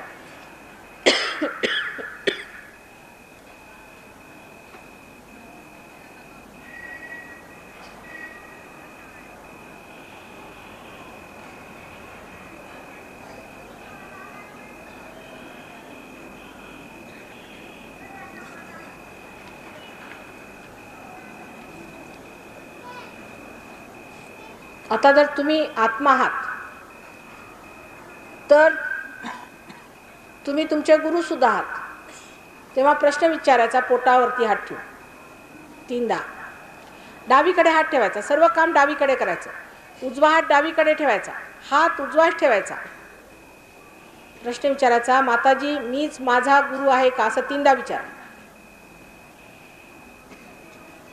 म्हणजे गुरुतत्वातले काही दोष असतील ते निघून जातील. हे सर्व चक्रांवर काम आहे, पण डावीकडचं काम आहे. हृदयापासून विचारायचं. आता उजवा हात ओटीपोटात घ्यायचा खाली आणि दाबून धरायचा. हे चक्र फार महत्वाचं आहे, कारण इथे शुद्ध विद्या आहे. ही विद्या ज्याने आपण परमेश्वराला जाणतो, त्याचे कायदे कानून जाणून घेतो, त्याची व्यवस्था जाणून घेतो आणि त्याचे मंत्र वगैरे कुठे वापरायची, ही जी सर्व विद्या त्याच्या साम्राज्यातले जेवढं काही आहे ते शिकणं, त्यालाच शुद्ध विद्या असं म्हणतो. निर्मला विद्या किंवा शुद्ध विद्या. तर असं म्हणायचं, माताजी आम्हाला निर्मला विद्या द्या, निर्मल विद्या द्या, असं तुम्ही म्हटल्याशिवाय मी काय जबरदस्ती तुम्हाला देऊ शकत नाही. तेव्हा मी आत्मा आहे, मला आपण निर्मल विद्या द्यावी, शुद्ध विद्या द्यावी, असं 6दा म्हणा.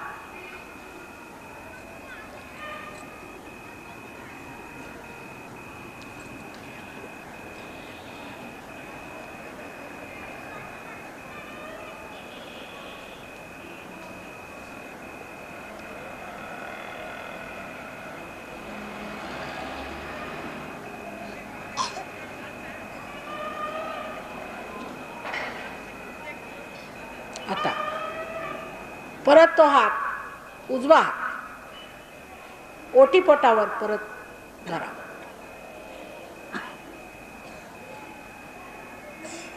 दाबू.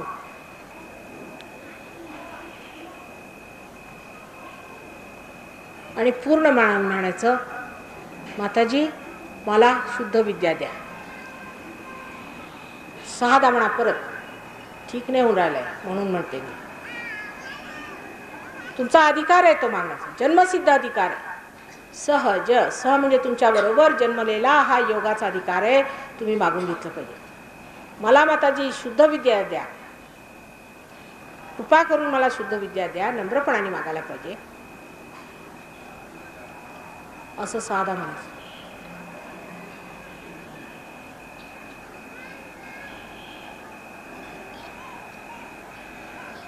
हा ओटीपोटातला जो भाग आहे त्याच्या दुसरीकडे म्हणजे उजवीकडे हात लावायचा.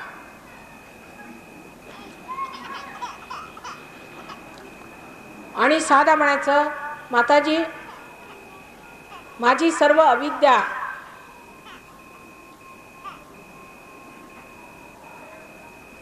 मिटवून टाका, नष्ट करा. माताजी माझी सर्व अविद्या नष्ट करा.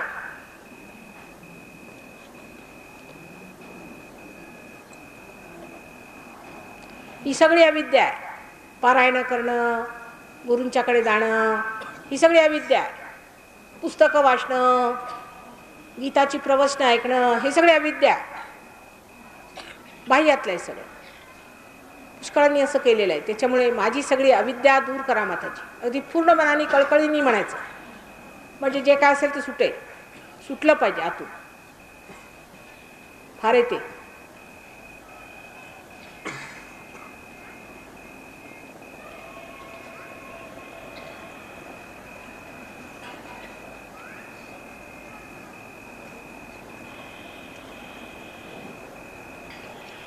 आता उजवा हात परत डावीकडे पोटावर ठेवायचा. वर पोटावर डावीकडे उजवा हात परत ठेवायचा, डावा हात तसाच माझ्याकडे. आणि म्हणायचं, माताजी मी माझा गुरु आहे. पूर्ण विश्वासाने म्हणा, कारण जर तुम्ही आत्मा आहात तर तुम्ही तुमचे गुरु आहात. पूर्ण विश्वासाने म्हणायचं. फार एक जुनं आहे आतमध्ये त्रास तुमचे. माताजी मी माझा गुरु आहे असं म्हणायचं.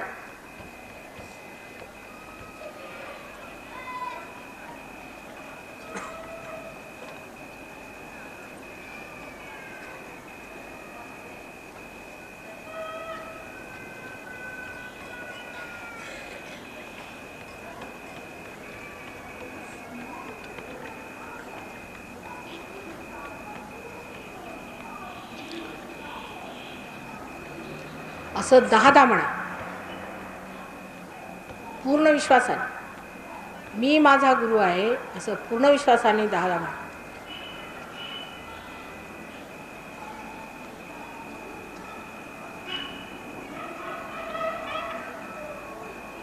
बघायसारखं कुणी बसायचं नाही. इथे काही तमाशा नाही, कुणी बघायसारखं बसायचं नाही. सगळ्यांनी ध्यान केलं पाहिजे.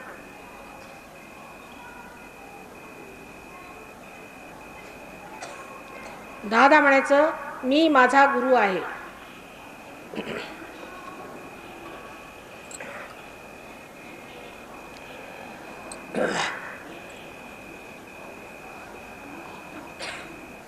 त्याच्यानंतर हा उजवा हात आता हृदयावर करत ठेवायचा.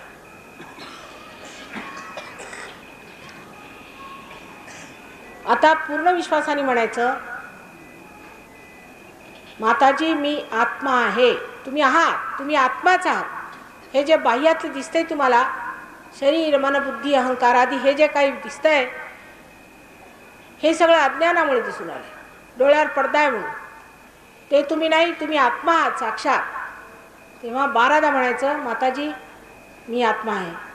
हे मी जे 12 आणि असं म्हणते त्याला कारण असं की ह्या चक्रांना ज्या पाकळ्या आहेत त्या नंबरप्रमाणे मी म्हणत आहे. 12दा म्हणायचं म्हणजे सगळ्या पाकळ्या जागृत होतील. ज्यांना हृदयाचे विकार आहेत त्यांच्यासाठी हा मंत्र आहे. माताजी मी आत्मा आहे.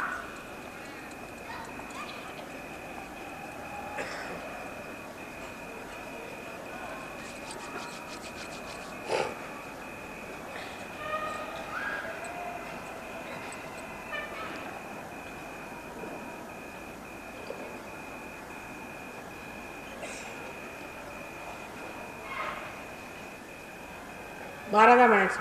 पूर्ण विश्वासाने श्रद्धेने स्वतःबद्दल आदर ठेवून म्हणायचं.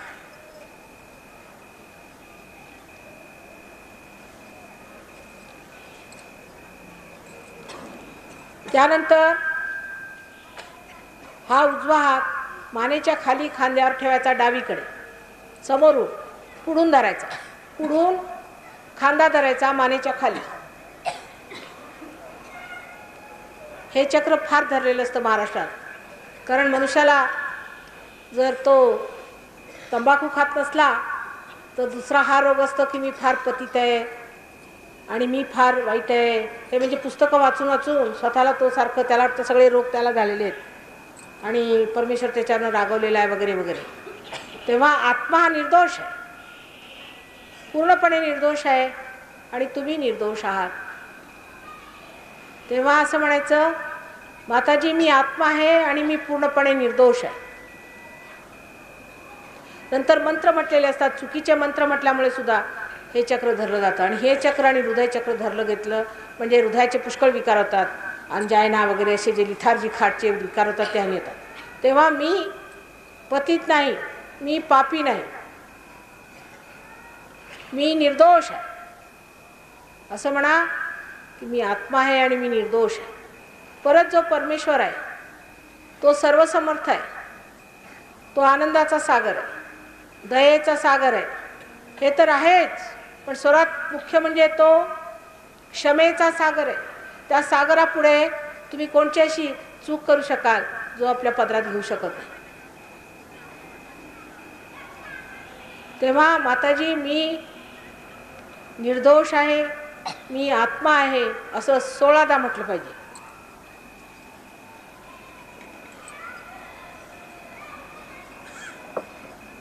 पूर्ण नेटाने म्हणा. सर्व मंत्रांवर मात आहे.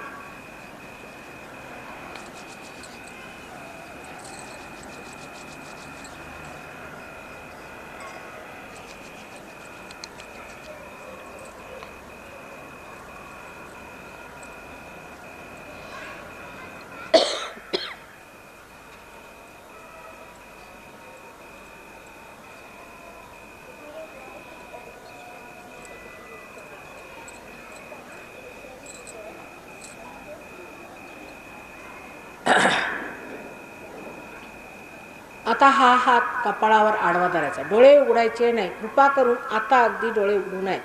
कपाळावर हा हात आडवा धरायचा.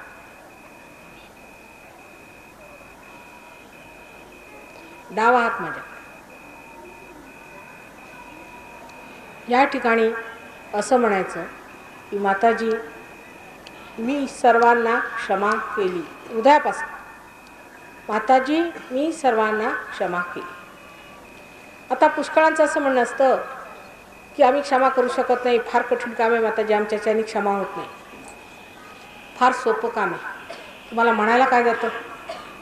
नाहीतरी क्षमा नाही केली म्हणजे करता काय तुम्ही? काय करता तुम्ही? स्वतःला त्रास करून घेता. ज्याला तुम्ही क्षमा करत नाही तो मजा येते आणि तुम्ही स्वतःला त्रास करून घेता. म्हणून पूर्ण हृदयाने म्हणा मी स्वतःला क्षमा केली आणि दुसऱ्यालाही मी क्षमा केली. सगळ्यांना मी क्षमा केली. स्वतःला क्षमा केली आणि दुसऱ्यांनाही मी क्षमा केली.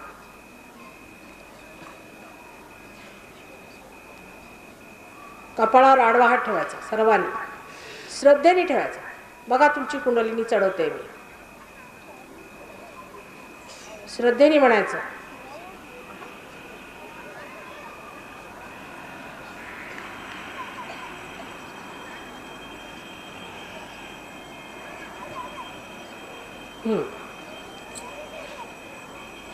आता हाच उजवा हात डोक्यावर ठेवायचा.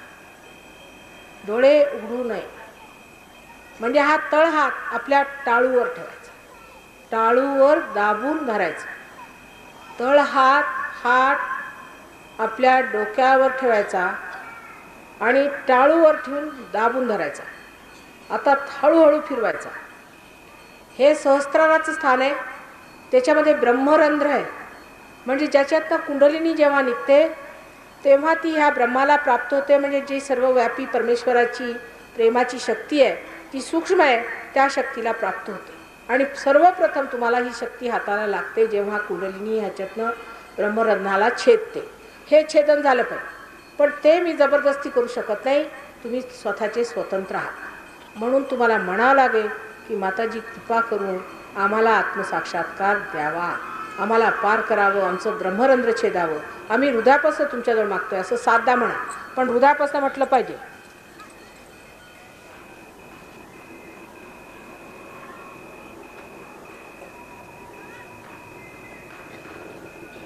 आणि फिरवत जायचा हात.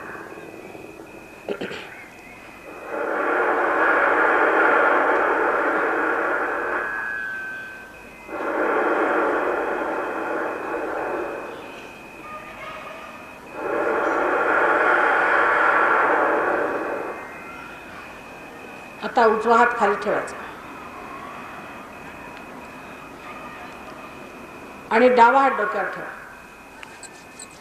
टाळूवर डाव्या हाताचा तळहात ठेवून फिरवायचा आणि म्हणायचं की आम्हाला आत्मसाक्षात्कार कृपा करून द्यावा.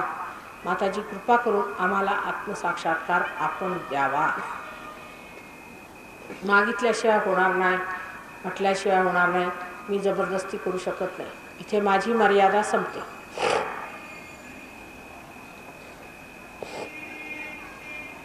परमेश्वराने जी तुम्हाला स्वतंत्रता दिलेली आहे ती मी उल्लंघू शकत नाही.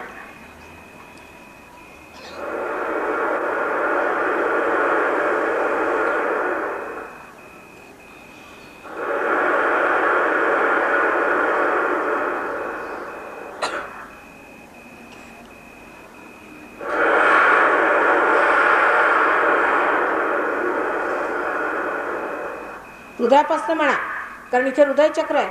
तेव्हा ते जर हृदयापासून म्हटलं नाही तर कधी भेटणारच नाही. आणि मुख्य जागा आहे, मुख्याची जागा हीच आहे. हां,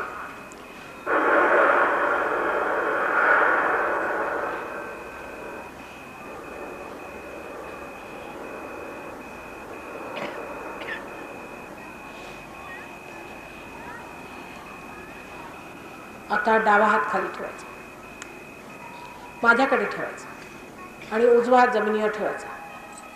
उजवा हात जमिनीवर. डोळे मिटायचे, डोळे उघडू नये.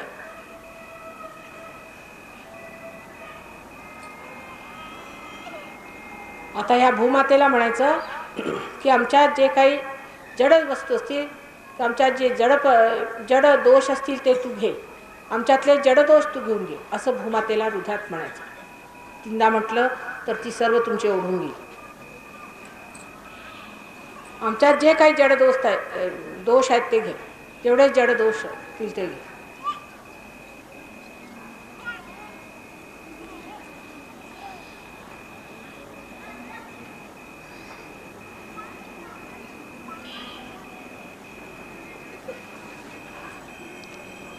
किंवा आमच्यात जे तमोगुणी दोष आहेत ते घे.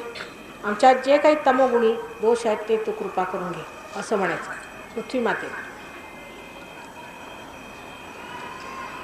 You have to say with your right hand on the Mother Earth and left hand towards me that whatever defects I have got from Tamoguna, you please suck them.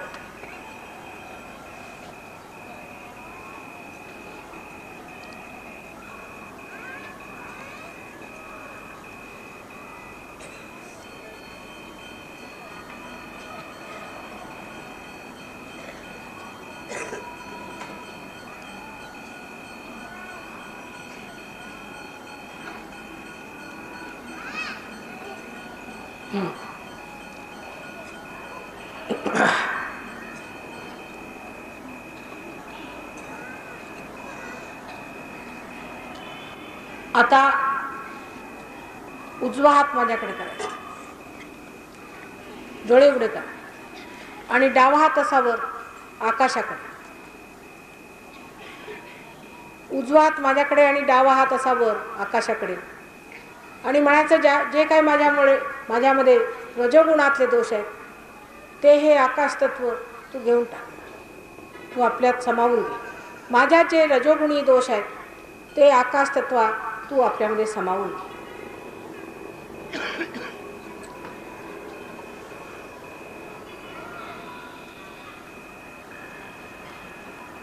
अहंकारादी जे काही माझ्यात दोष आहेत रजोगुणामुळे आलेले ते सगळे तू आपल्यामध्ये समावून घे. अतिकर्मीपणामुळे आलेले जे दोष आहेत ते तू आपल्यामध्ये समावून घे. अतिविचारामुळे आलेले जे दोष आहेत ते तू आपल्यामध्ये समावून घे.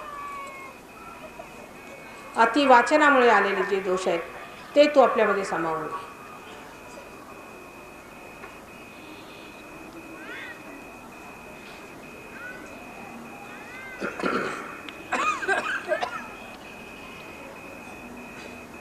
आता डावा हात माझ्याकडे करायचा आणि उजव्या हाताने बघा डोक्यात गार येते का गरम येते. टाळतो ब्रह्मरंध्रातून गार येते, लक्ष इथे ठेवायचं. गार येत आहे, येत आहे का? बर. आता परत हा हात करून ह्या हाताने सुद्धा आला पाहिजे. दुसऱ्या हाताने बघा, लक्ष सहस्त्रावर पाहिजे, इकडे पाहिजे, टाळूकडे गार आहे.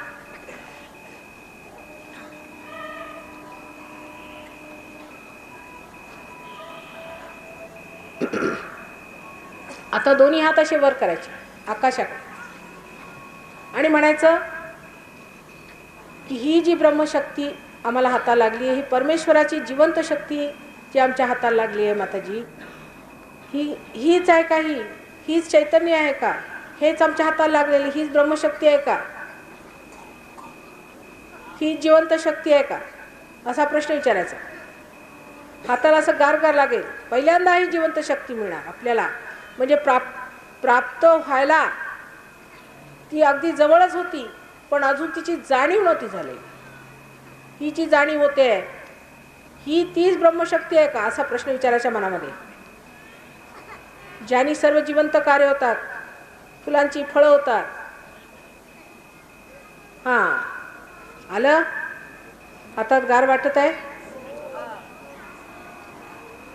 आता हात खाली करा, हातात सुद्धा येईल.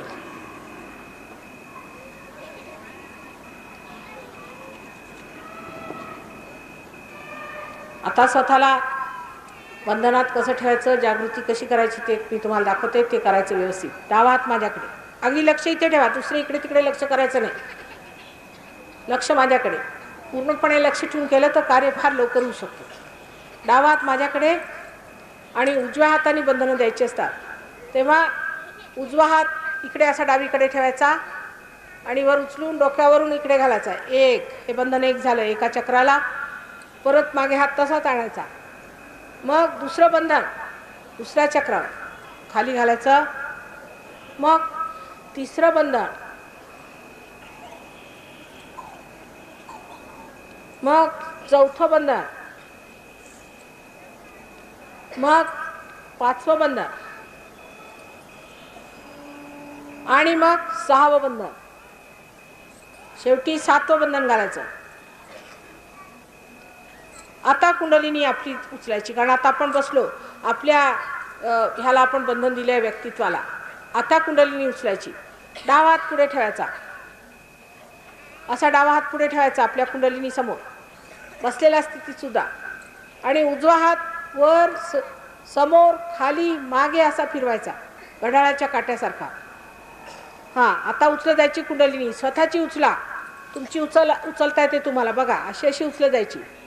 उचलत चला वर, अशी अशी, बघा येते वरती ती. आता वर न्यायची, खांदे मोकळे सोडायचे, डोकं असं वर घ्यायचं आणि त्याला असा पीळ द्यायचा आणि एक मारा गाठ. परत दुसऱ्यांदा रोज असं करायला पाहिजे. हां, उचला, सगळ्यांनी उचलून बघा. हां, स्वतःची तुमची उठणार आहे. व्यवस्थित व्यवस्थित माझ्यावर चला. हां, असं असं. आता वर यायची, वर आणायची, मान मागे, खांदे हलके सोडायचे, अशा 2. आता तिसऱ्यांदा 3 गाठी आहेत फक्त. परत लक्ष पाहिजे हातावर, डाव्या हातावर. वर गेल्यावरती मान वर सोडायची, खांदे हलके करायचे आणि परत 1, परत 2, परत 3. आता बघा येत आहे ना, कार येते हातात. ज्या लोकांना आलं अथवा नाही आलं, सगळे सहयोगी होऊ शकतात, त्याला प्राप्त करू शकतात. तेव्हा आता कुणाशी वादविवाद न करताना, न बोलताना, तुम्हाला जर दर्शन हवं असलं तर मी इथे आहे, पण गर्दी करायची नाही. सध्या उठायचं नाही, 1 मिनिट थांबा. प्लीज फॉर्म आहे चेंज फर्स्ट ऑफ ऑल. बायकांनी आधी यायचं, नंतर पुरुषांनी यायचं. मुळीच गर्दी करायची, शिस्तीत बसायचं, ध्यानात बसा. ह्या वेळेला मिळवायचं आहे, मी समोर उभी असताना मिळवायचं आहे, तेव्हा शिस्तीत बसायचं. तुम्ही दर्शनाला आहात का, बसा, 1 मिनिट बसा. कुणी उठायचं नाही, बसा खाली बसा. Please run.